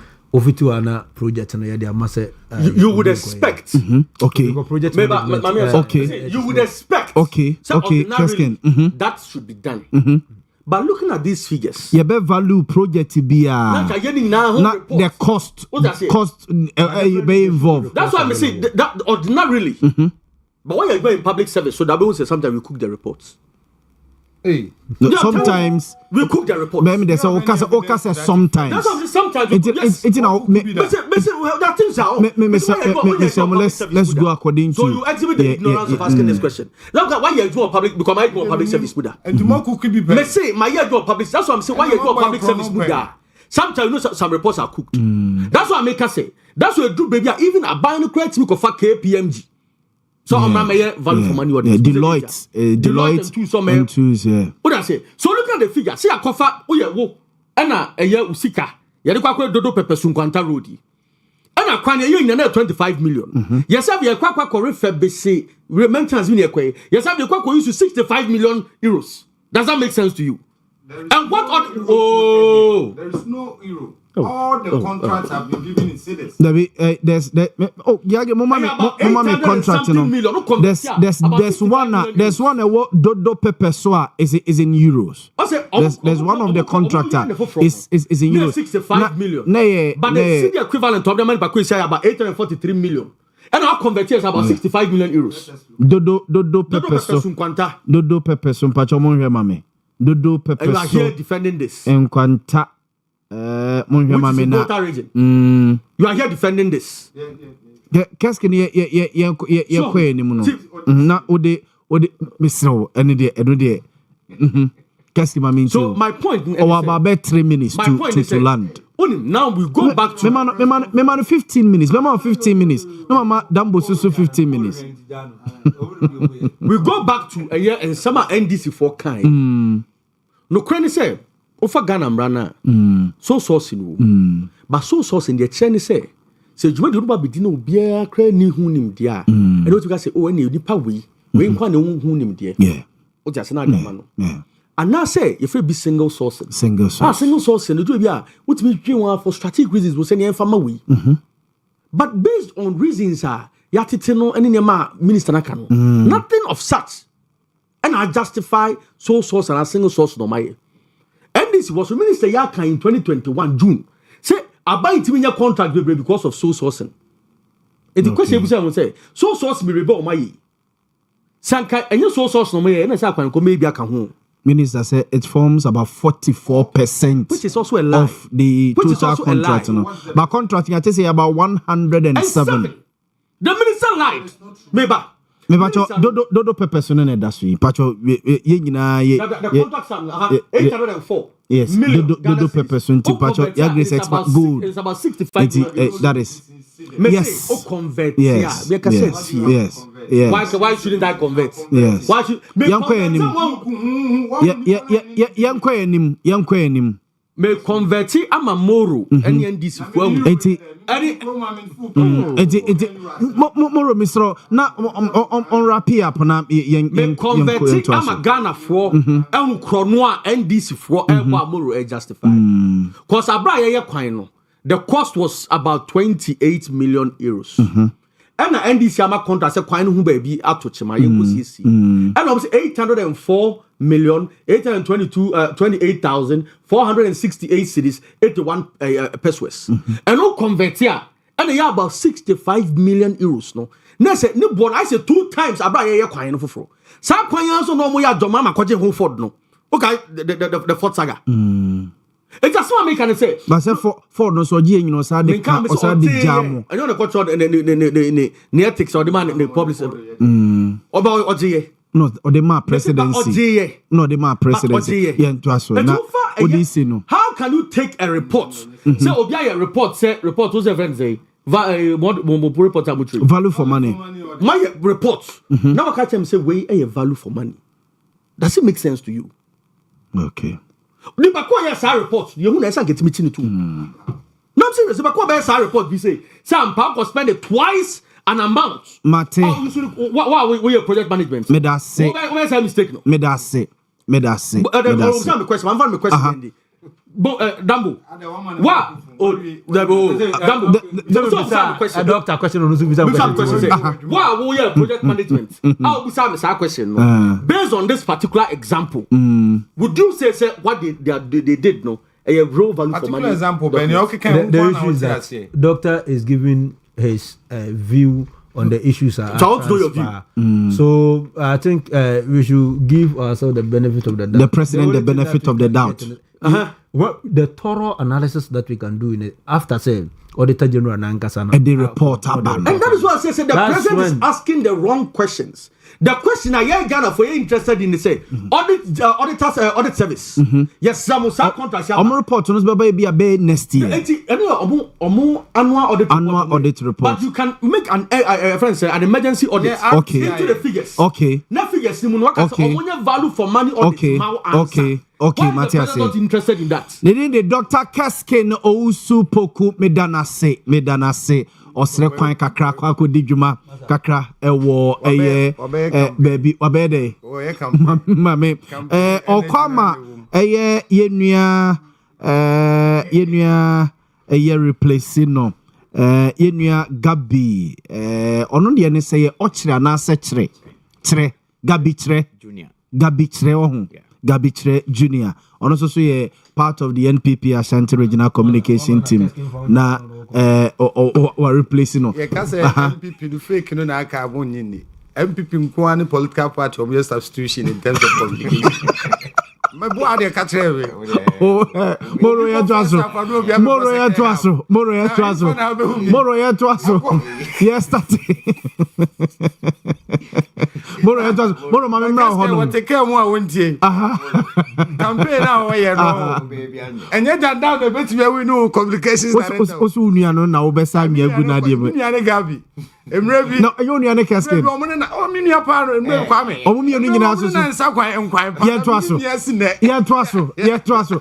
Na dwena sesa. Anyway, was I coffee? Was I fear no one describing as fake no. Moro ye nkwa anim. So don't deserve fake. So saucing. Na me show. You say mo kasatia ya videos occurrence President Mahama Okudzeto Ablakwa minister sini bebrebe omo videos occurrence aden na mobile mo ye the next 15 minutes na me sure me na wase na me ntia you Augustus na na kwasi wo so wotie still maintain chairman na senior Moro kamekasi na kwasi ayi they claim say 107 projects no 81 of them are so sourcing. It's not true. Man can say 81. Me according to minister, echo parliament. Now MPP for no.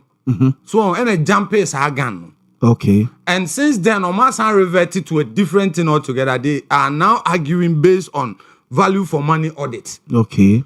Unim. Omo initial, claims. And they say, I'm more opposition. Musi so sourcing yet. And I'm buy almost contract amode ama in terms of saying any roads no so sourcing. That was the initial claims. And I feel all of a sudden I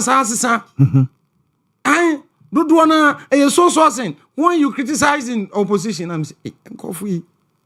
Do they actually understand where they are? Because political party should have a position on any issue but should be constructively, projecting a nema or say enye to the good people of Ghana, because the framers of the constitution are provisional. And here say the government and for that matter, they will have their way, but minority will have their say. In criticizing government, so that government will be aware, but how they are doing it is a problem for everyone, especially so MPP communicate. I mean, near Gabi the Obabe. Say a so sourcina. Minya a case can say, Minister and say roads no. Yeah. And he say ye bayan in tentem. And according to Kesken, PPA, Mremuno. Yeah, public procurement authority. Yeah. I will say emergency cases. Now me say what calls for speed? Is it not emergency? Oh, yeah, to swa. In futuro boy, to send Vincent Echo Asifwa, Echo na sister stations who are now or say all issue. So I mean interchange. So Omuja Omun futuro. It's not an emergency situation. Are we not supposed to speed up work? Yeah. So that at least a be increase productivity, because you see, Gabi what you cry first, no means what you know. So we free war air bar. Next, we late to mama productions. What it? Do what else you say?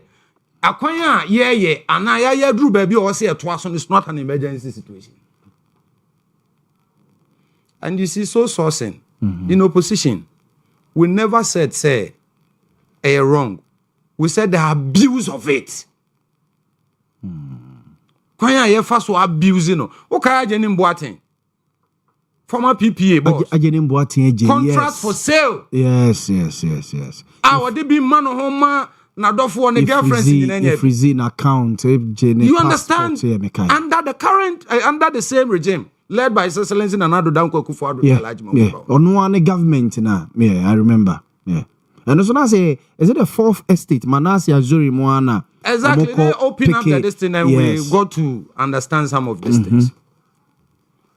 Mumuni Baumia, Mahmoud Baumia Nya.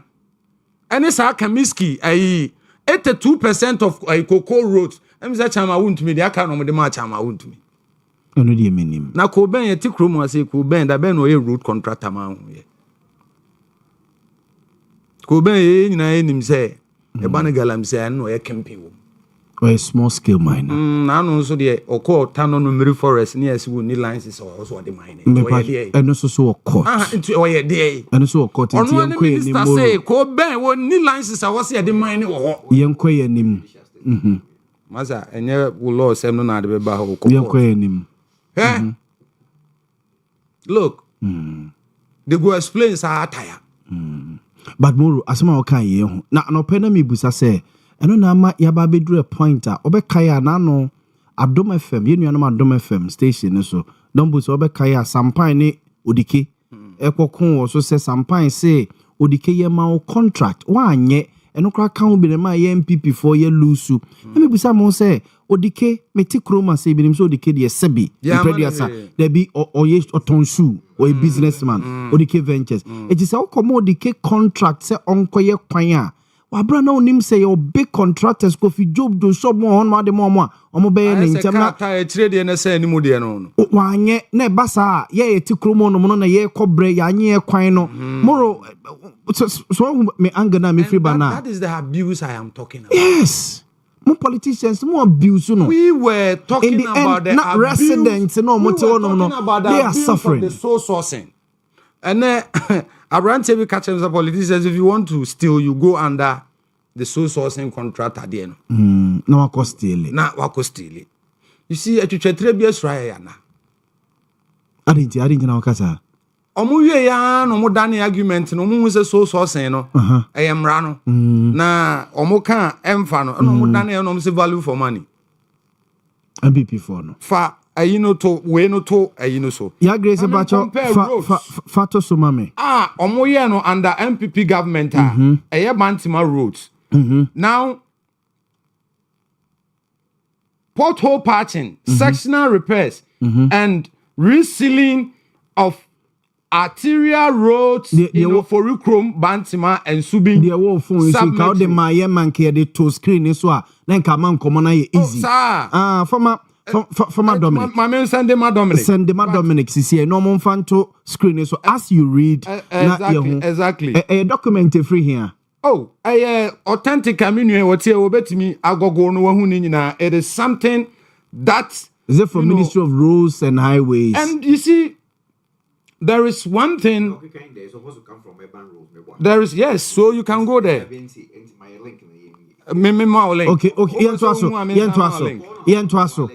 It's if a document in a Dominic na yen project was screen so na Dominic your discussion and easy my. But the point still remains to say. Now also Bantima Oforikrom patching of the maybe. I think the phone is giving me a certain problem. Oh, okay. Okay.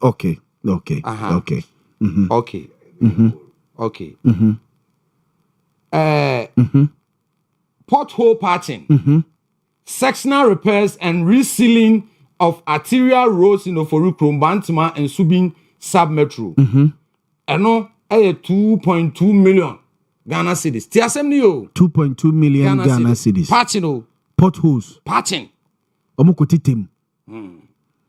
Rehabilitation of selected roads in Bantima and its environs. Phase 1, Kumase. And no, 143 million. Minister Benes. Me say, it is public knowledge. Okay. Sa roads here me bubo nyina me wi am de be ma me nua kire. Rehabilitation of selected roads in Bantima and its environment. Phase 2, Kumase. Road na, phase 1 na 143, and where is it? 162. Rehabilitation of selected roads in Bantima and its environs. Phase 3, Kumase. Omo de enchendi de 157 million. Rehabilitation of Adwato and Bushen, area roads. Kumase. And also 12 million. You see, value for money. Now, on fa sa the to so no. 4 first state no. Okay. Yeah, great for 4 first state the NHO so various roads where the inner roads so. Any costa or can one say. Now you see those who are experts in infrastructure, being it Aden any roads massa civil engineer. They will tell you say rehabilitating adia and answer adia. I say yayo but I say I thought that a cost for crouch and say we'll see at the end of fro. Rehabilitation. Yes. Look, your friend is saying I abuaji de nyansa. I sat on the same sister station with him. That time now I park was seeing them now they have voices. Oh na yemu omajuma. Anna what T and China MPP ni no so T and China make catches. This is the case. Now we say abuaji de nyansa. Na djuma we pa construction. Yeah. What I was so engineer. Yeah. You nim your friend is saying officers are saying a more crazy one because I grass. Yem koyenim. Nipa na oye involved no. Eh kasma also ye wan. Yem koyenim. And it's a fact. Bamoro amanfo say MPP ye we nyina Bantima Rose 100 near the end no mo ho be Ghana for and they voted against them. The most important thing they say they are not expecting you to. No, the most important thing they say so in na ye dia man. Kwan papa so have we abused it or not? But say a kilometer of road na prices are ye quoting no. Ebi busa say then some quote sa prices we are then a defeat economic gains na moro mo say ya making no. Say oko catch me say may ye road from Ebia stadium ha to a friend say Angunaga Junction. Now say last year ye na at this cost. This year Mras Sania Massenti ye de bi ka ho a me wan ye to mani mu a dambo your friend say petrol bo akofom cement bo akofom iron rods bo akofom inflation as at today $3.2 TBB the baby ano we don't expect these prices to go up. Value for money audit. Who stands in between the non-neutrals? Any auditors? Has anybody audited anything to say? Yes. You don't have any proof to disprove it. Matthias, but you don't have any proof to disprove it. Yeah, the last year, the previous government, experts will tell you say, and then upa for expert in construction. Obeka say, and then ye German sabi yenye hoshe. Ebi esi adrulante. Yeah, ukwe ne foforo so. Now, me fan is a Uko2 foundation. At times, it costs more than Uko2 foundation. I am for. There are some. What are we talking about? Ubuguina, Oyen for Swame, interchange. As you will say, Amso Mujamu 23 projects. Modiaka big push no. 23 projects. So sourcing. Let's put that. Yes, and also see so sourcing. So I mean interchange is so sourcing MPPA na omo ede ema. Now this year no. It's me this year in America nyina say. Look.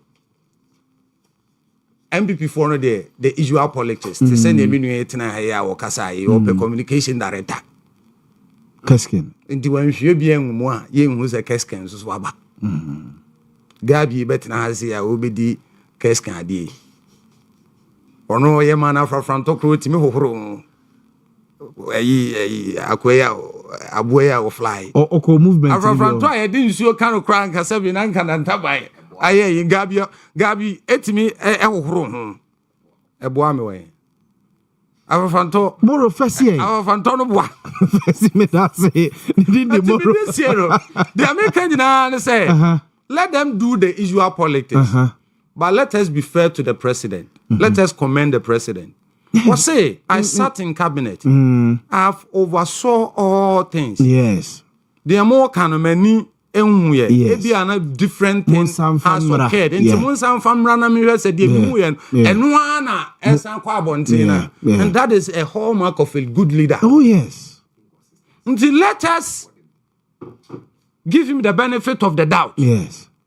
Akufo-Addo also a consistent. One Alhaji Mahmoud. The okika kawase the microphone edum. Abusanfo ndi the moro Yakubu oye part of the NDC communication. Odiesi mame ko dambo ho. Mame enko dambo ho no mo. Asema no okika ka wana eche. Mate medase.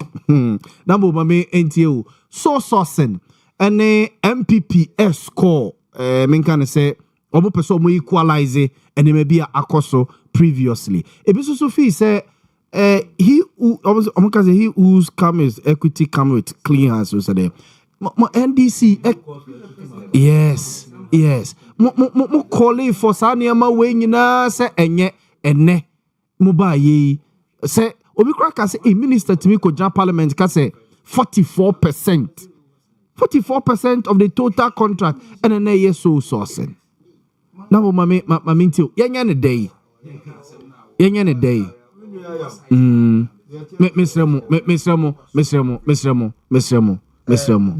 Mesremo Gabi ni moro Mesremo media the say chromo petty parochial partisan politics any unnecessary political equalization nambo money CPP for no mon kamom na maji ade ni free way mon sem ya bedru mama a strong third force nke mfa mamo I think if you are talking about political parties in Ghana, the strongest third force will be the PNC.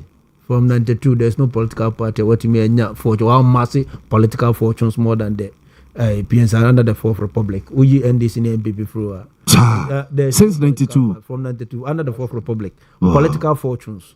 And PNC. I'm telling you, there's no other political apart from the NDC and MPP. And you know, we are the only surviving a third republic, you know. PMP, PNC. When they're talking about our political history, PNC, General Branding, it's the only thing they say we would have to work our ass out so they way to attract youth, you know. Yeah. And I think gradually Ghanaians are coming to accept say a third force, and if there's any third force, viable, vibrant, I think is the PNC. Okay, baby, I be NDC and MPP. We move to political cannibalism no more yada. We so we na more so we na kaskan so we na minu so to so what you say? And no more o man in chechire no. I say omu dona e political party ni mu no.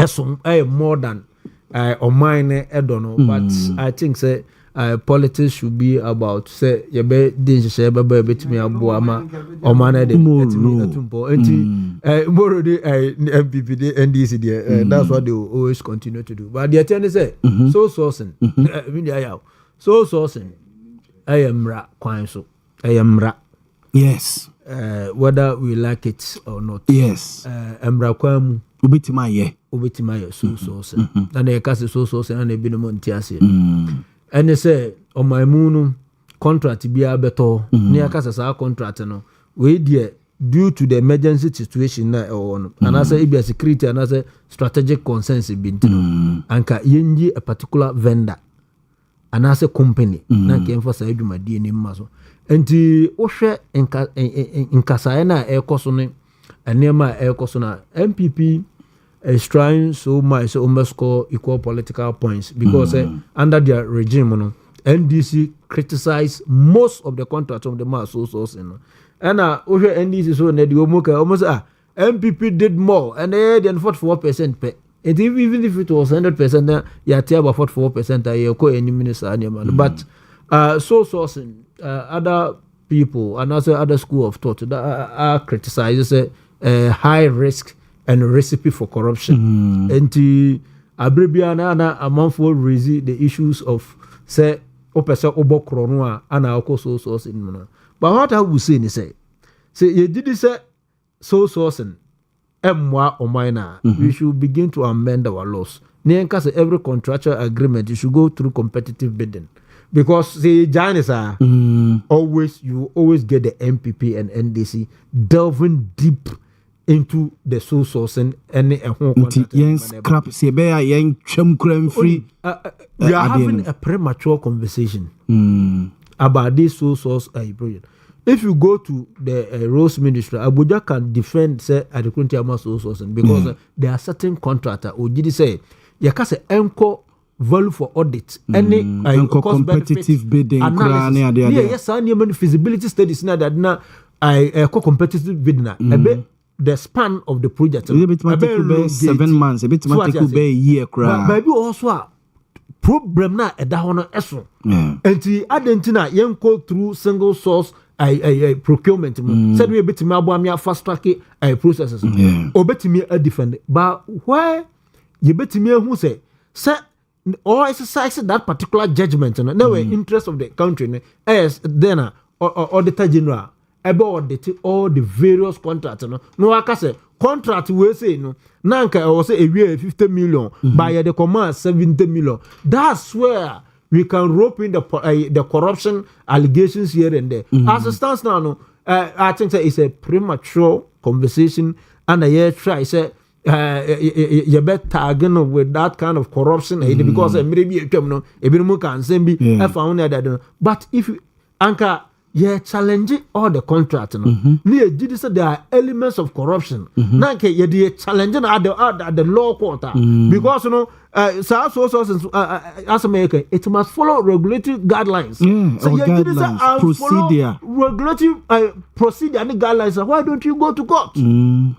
My brother or no, say you did set to me for near maybe court name go ya, but be a bit seeking for justice. And as if there is no fairness, the only place that you can seek for justice is the law court. And I think it's a premature conversation, and I also do agree. Say so sources no, but as on mine, if you think say so sources no, akwe kotobe kumuma.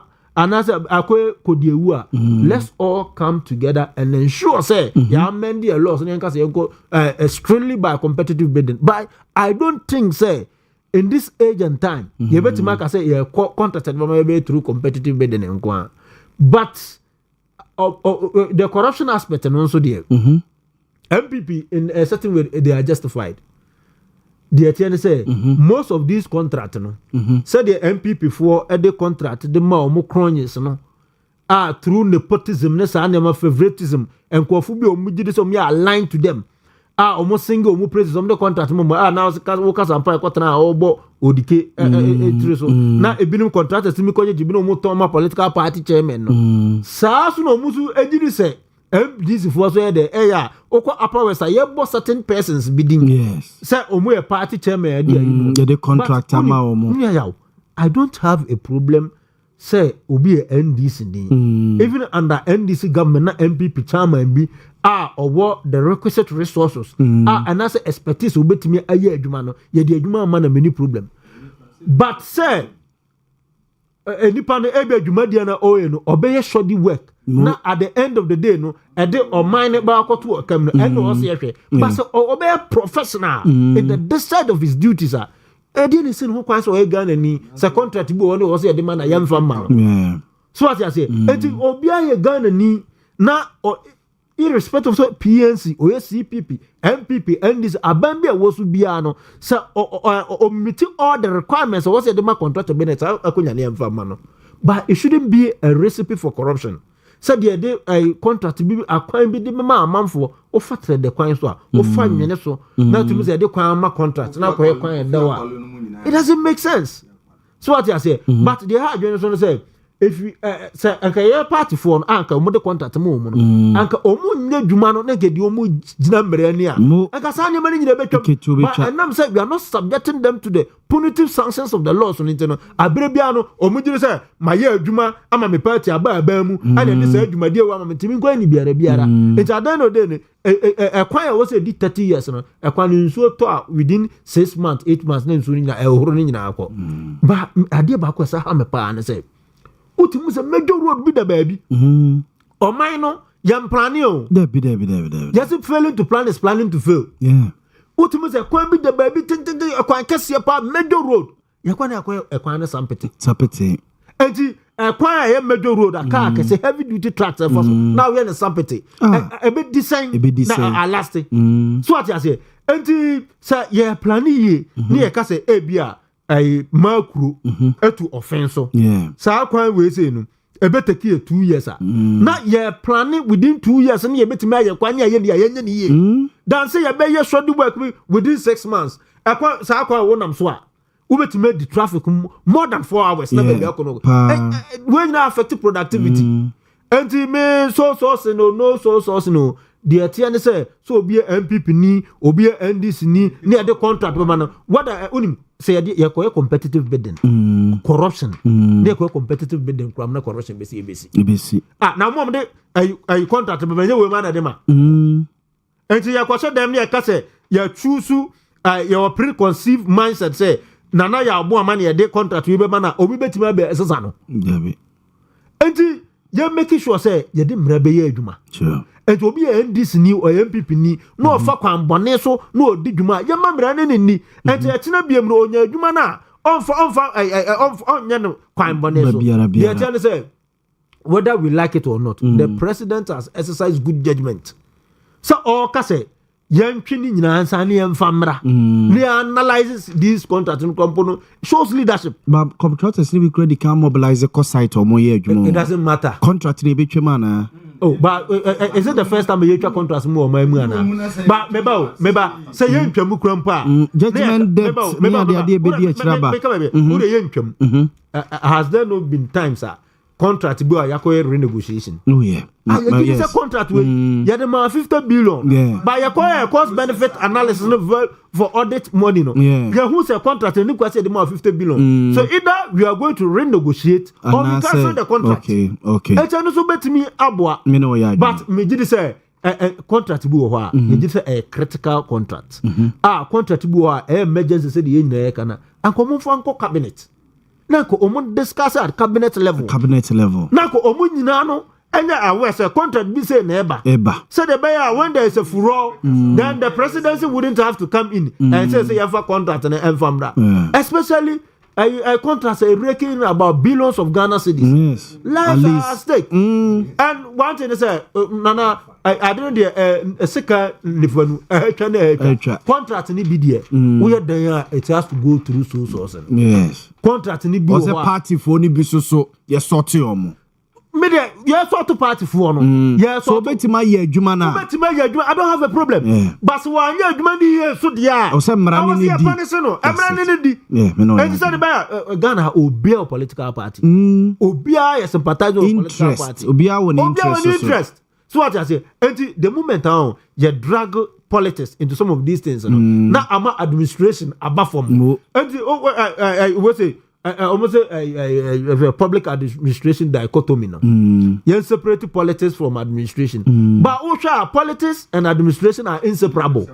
But they here pan say professionalism must be at stake. Obia baby or ya you making sure say in the exercise of discretion or be exercising a crime biswa enye kwambone so ebeboa o mine no correct me that say the day Robert Dambo the Ashanti Regional Secretary of PNC and yetin nke Gabi say komodi ye na be we there anze me anze 2 minutes bite bia okay 2 minutes my 2 minutes we are ne enko fallout me sure say fallout from Public Accounts Committee sitting no mo nyina ma follow menim say mo di echi kakra ensem ne bia APP eba at least ye nyina asoman we the politicians no mudi bem ya na de nyina bebom say mo na say mo ye corrupt wa bro so but the APP free Public Accounts Committee sitting e bi wono ma abote sempa na yete no o ka say politicians we dey mudi bem ebo wa ba nyina so but there is complicities there Mate na minister so say we abetu anim na wasan the complicities oh man we say anya say Dambo me no ya adwene Gabi ma mintie o the next 2 minutes na am say ye sheshe o baby no correct na matna wonim for the first time and for this my first time in your studios mama baso I have been in the party for a very long time. We know I've always had infi more to us. I want to set this straight. So far yamam rana ebine the procurement laws Act 663 a procurement law na and as an act now. In fact, let me state categorically say sourcing is not the main law it is just an exception to the main law. So for acts now, the original intent of the framers of that particular law, is a competitive burden, is the foundation, is the default. Public account. Public Procurement Act. Okay. 663. Okay. In fact, the ideal mode of procuring for any service or goods is a competitive tendering. So in exceptional conditions under agency, and I allow that window per section 40. Okay. Say you can go for single source. Single source. But it doesn't say airball funti. Yeah, and lawyer Bedu can want some. No, it's sourcing. No, also act no. You really act no hano. A single source. But yes. So the actual plan say it is not the penultimate. A very little window. Now you see, nyame kopon kwan no kwafo. Hwe yeah, said not Dr. Keskin can. And you baby and can't say so source and illegal. And a HSA illegal, what will be the provision of section 40 in the PPA at Yeah. But you see, sometimes we don't hide behind the provision of a law. What was the NDC's narrative? You see, and some about Trada can Moro, no, the Kofa, no, Guafa, no, Siafa. Also, Moro was not even specific as to what is the position of their party right now. The India Yabra can win and say, Send no be MPPA, na Ghana for action on us. That's a Ghana who done the dying na Yakumaso. Na MPP for a moment, ye die, ye cheer ya Ghana for action as Wokumoti power. Says argument idea and yenti, Yamet na company for so say dua amanse ade wo ntakumo ntrase enkoto nko ana so nko jase mframa no correct enipa ba ko de na nutum edi nkomo no ya ede anyeye ane ahomete hye Ghana for akomo against MPBS and Mejenfi tina was also 360. What did he say? Miemu na na kufa no crofo kakra bi na omo chinchim na omo nko efa na so abusing the Moro. What constitute that abuse? And he said it. He say go through Moro Mr. My civil engineering, highway engineering was one of my specialties in my final year in West engineering. And then law. I practice. Okay. Moro me mo biara yo. So you don't know. You see, how on earth can you tell me that rehabilitation projects in roads constitute agency under PPA Act? It's nonsensical. How? Rehabilitation works will not constitute emergency. See, because of rehabilitation in highway dealings are HSA. You see, said the name can every road be a design we design for a span. That you be expanded. And your designer, when it comes to design, you can design a drawing, a mathematics. Your chance okay. Your designer can span 15 years. Is it a feeder road?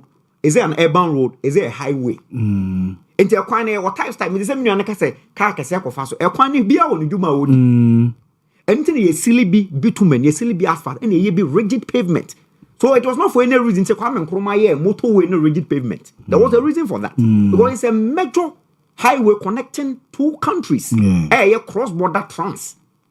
So you hear a higher durable road a bit more for the loadings because it's more or less like a cargo highway. People don't know, relax. The president calling for probing into this no. A afterthought.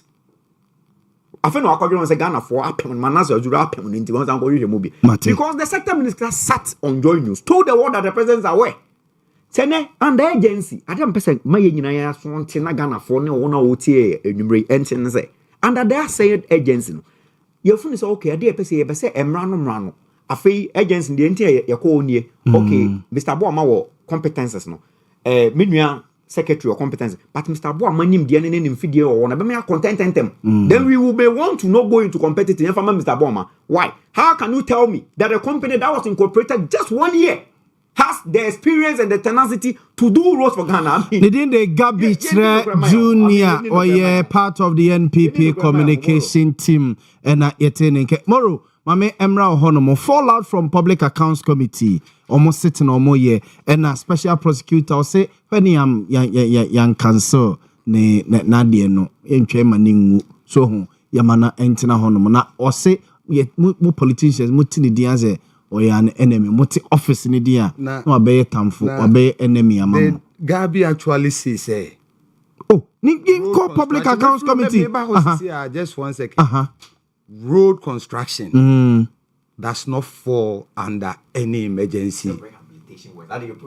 No, so road construction is not part of rehabilitation. No, please. Road construction is not part of rehabilitation. We don't rehabilitate roads. We do. But do know what is he talking?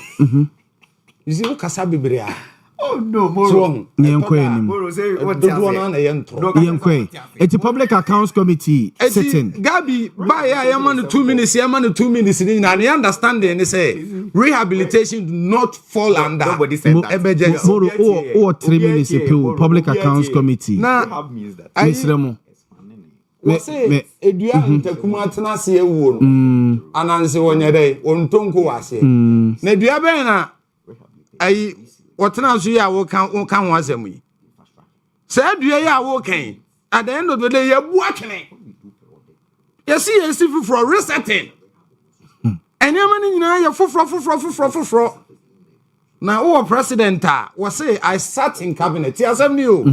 When I sat in cabinet, Gabi, TMI, Gabi, was say I sat in cabinet. I saw everything. But say complaints say were Omo Ghana for. Let me give them that audience. Let them prove to me say there is something a twetwe Why are we not giving him the benefit of the doubt? Public Accounts Committee. Oh, 8 years here. Would the free muko afafranto ya was na de buy. Public Accounts Committee Moro. Now, Public Accounts Committee, I am a who mupa the rehabilitation of Accra International Conference. Is it conference center? Hey, this is March. Yeah,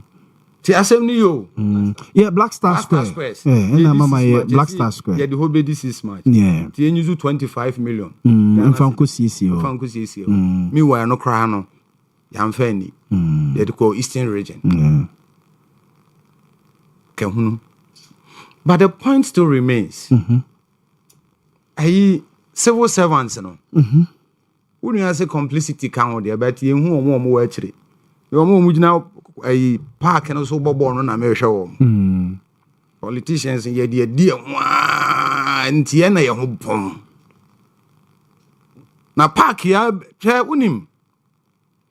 Ghana phones were told I am do omo yaw. Ade. Yes, ye boy di kitwe bia. Ye di fugu twanua. Wamo. Politicians. But civil servants dey hu. So what should be? Me de anopema me kra de na me hu de menka ye the defense ministry public procurement director no. Our koto is or lands and natural resources. On your politician ministry.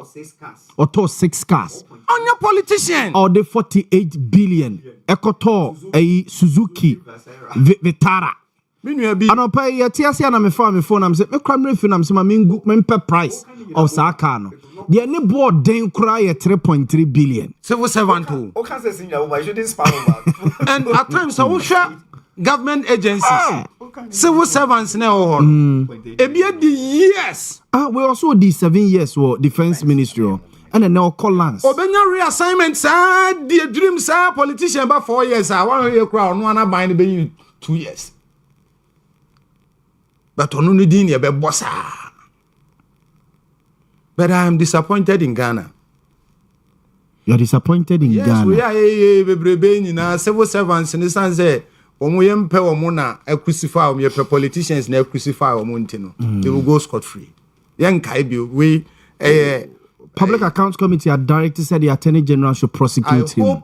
The majority chief whip call for the interdiction immediately. I hope it is done that way to serve as a deterrent to other people. Yeah. Because they are hiding behind politicians. It's true.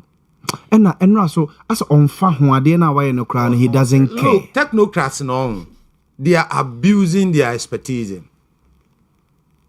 They know and they know more than anyone else.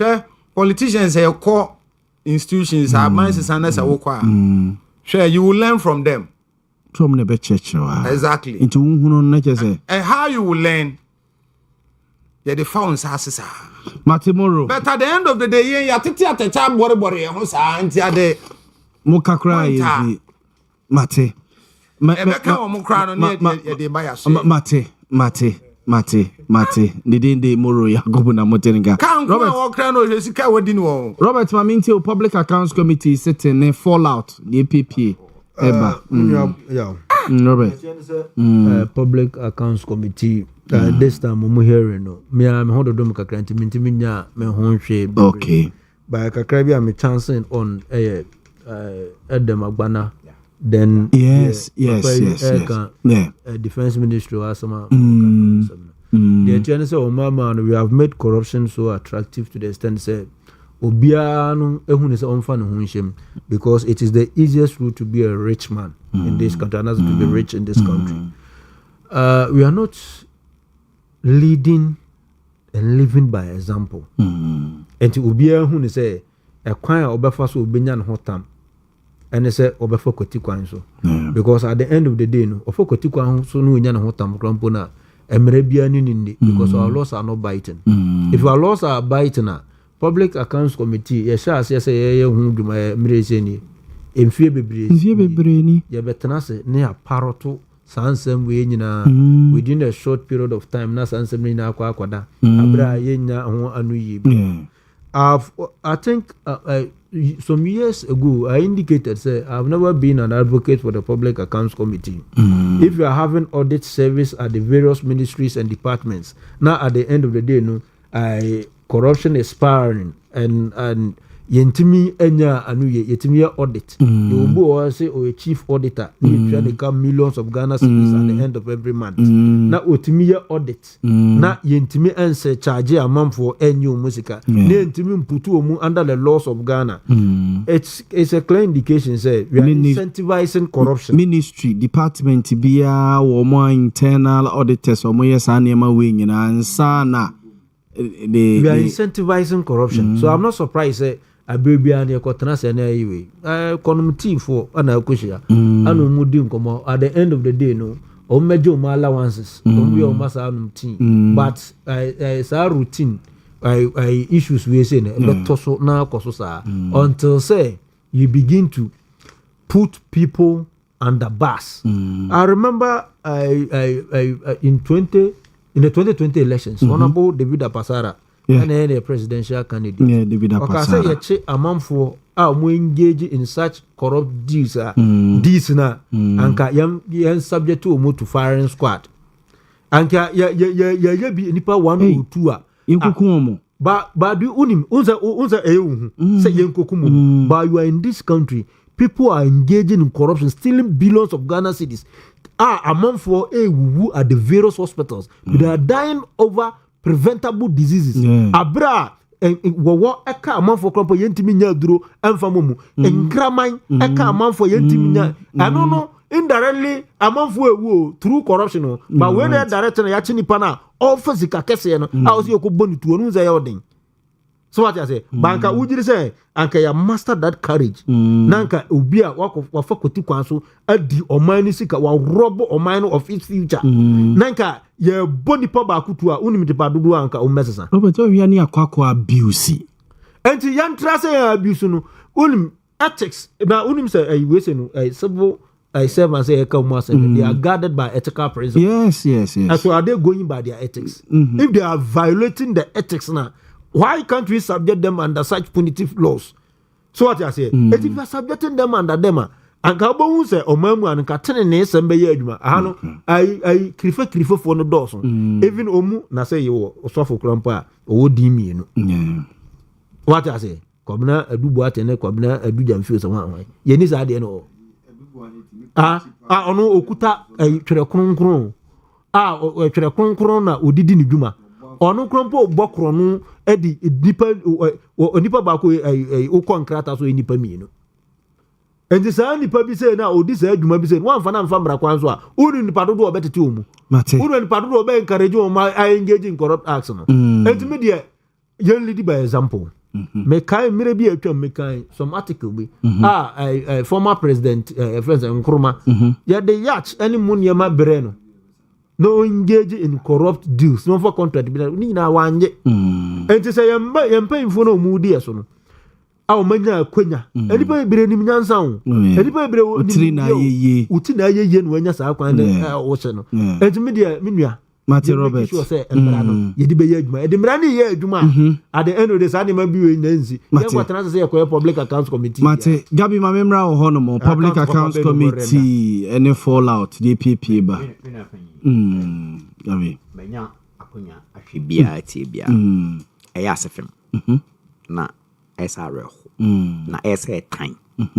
Onse minyo moro kansem bi em say mpanifo se dodo ani so do so takracha ya yesa manyofo na da bia na ya so ja aguo so but menu ma memfa won 2020 covid buy no ho and ma hu say the average Ghanaian is corrupt.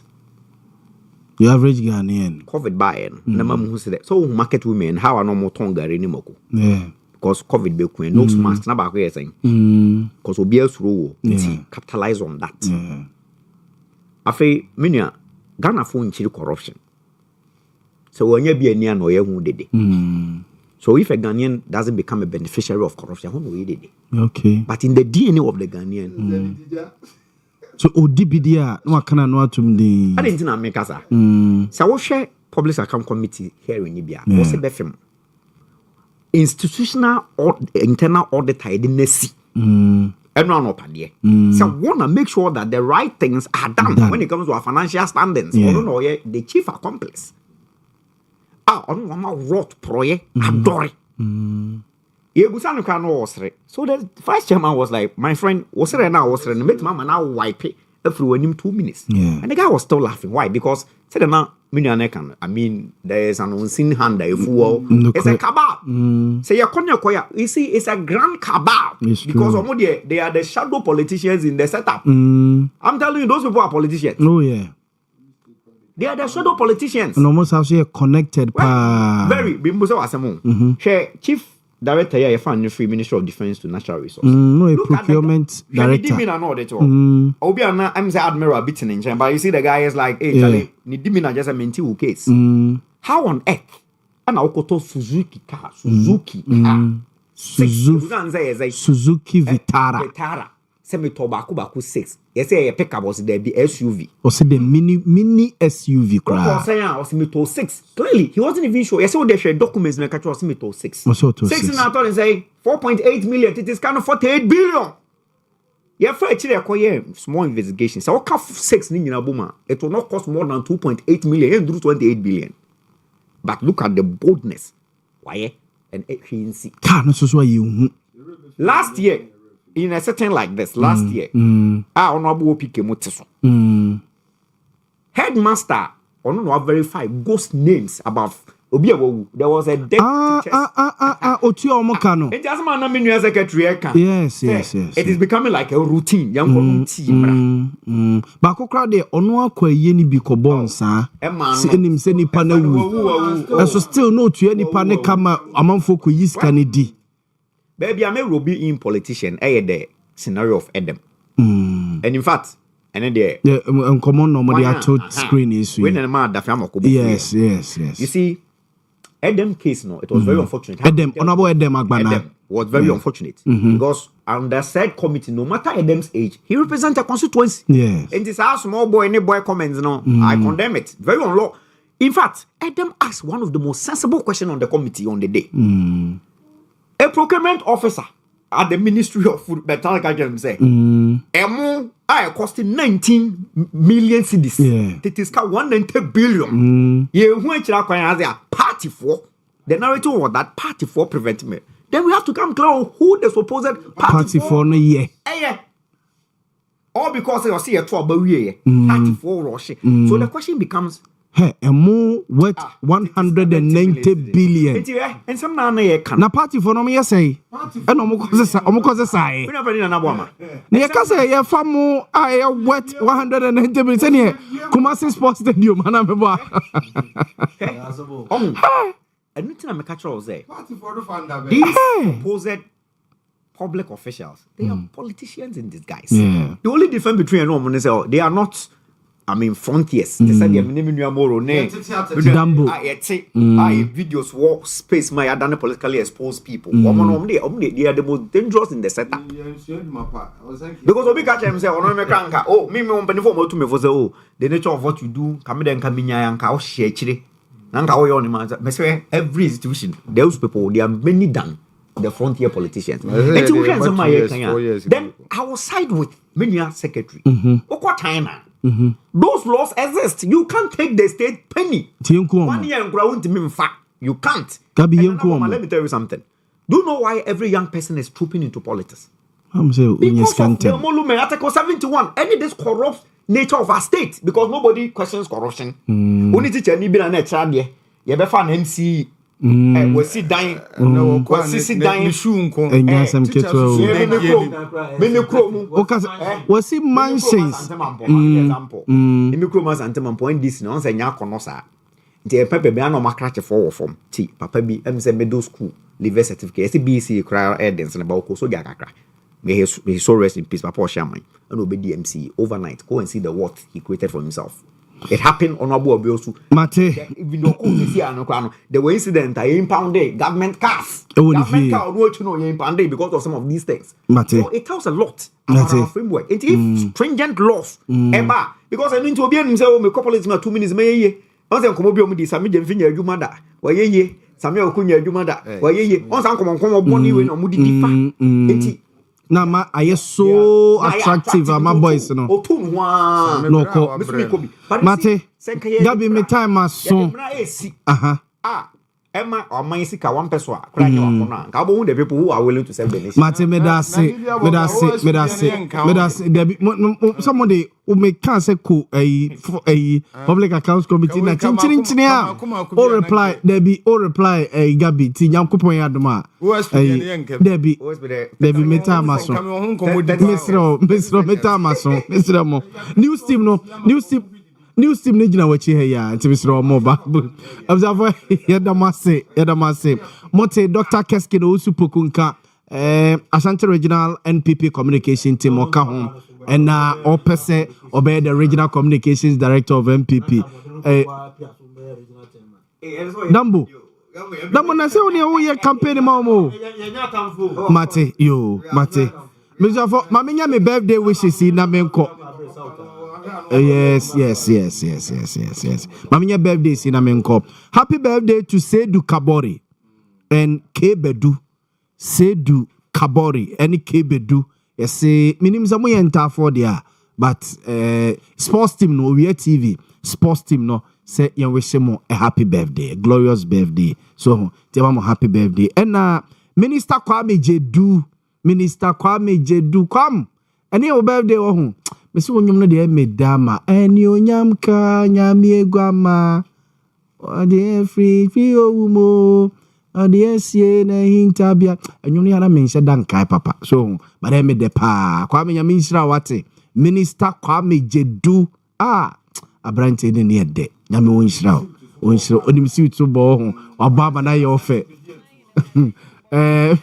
we every Owia TV nyina ane food for thought na Liberty Conference for nyina akonto ma hene ya dubu ache so ma happy birthday engosra no so ho na ene no so Nyankopon tim na nye demo so ho na nwom ne to ha na flies kwa nyame enhira absan for the months ya se Nyankopon ya do mechna ye besa so no mo hia sports Mrs. Sports team news team no esum atwaso ede every hase yedama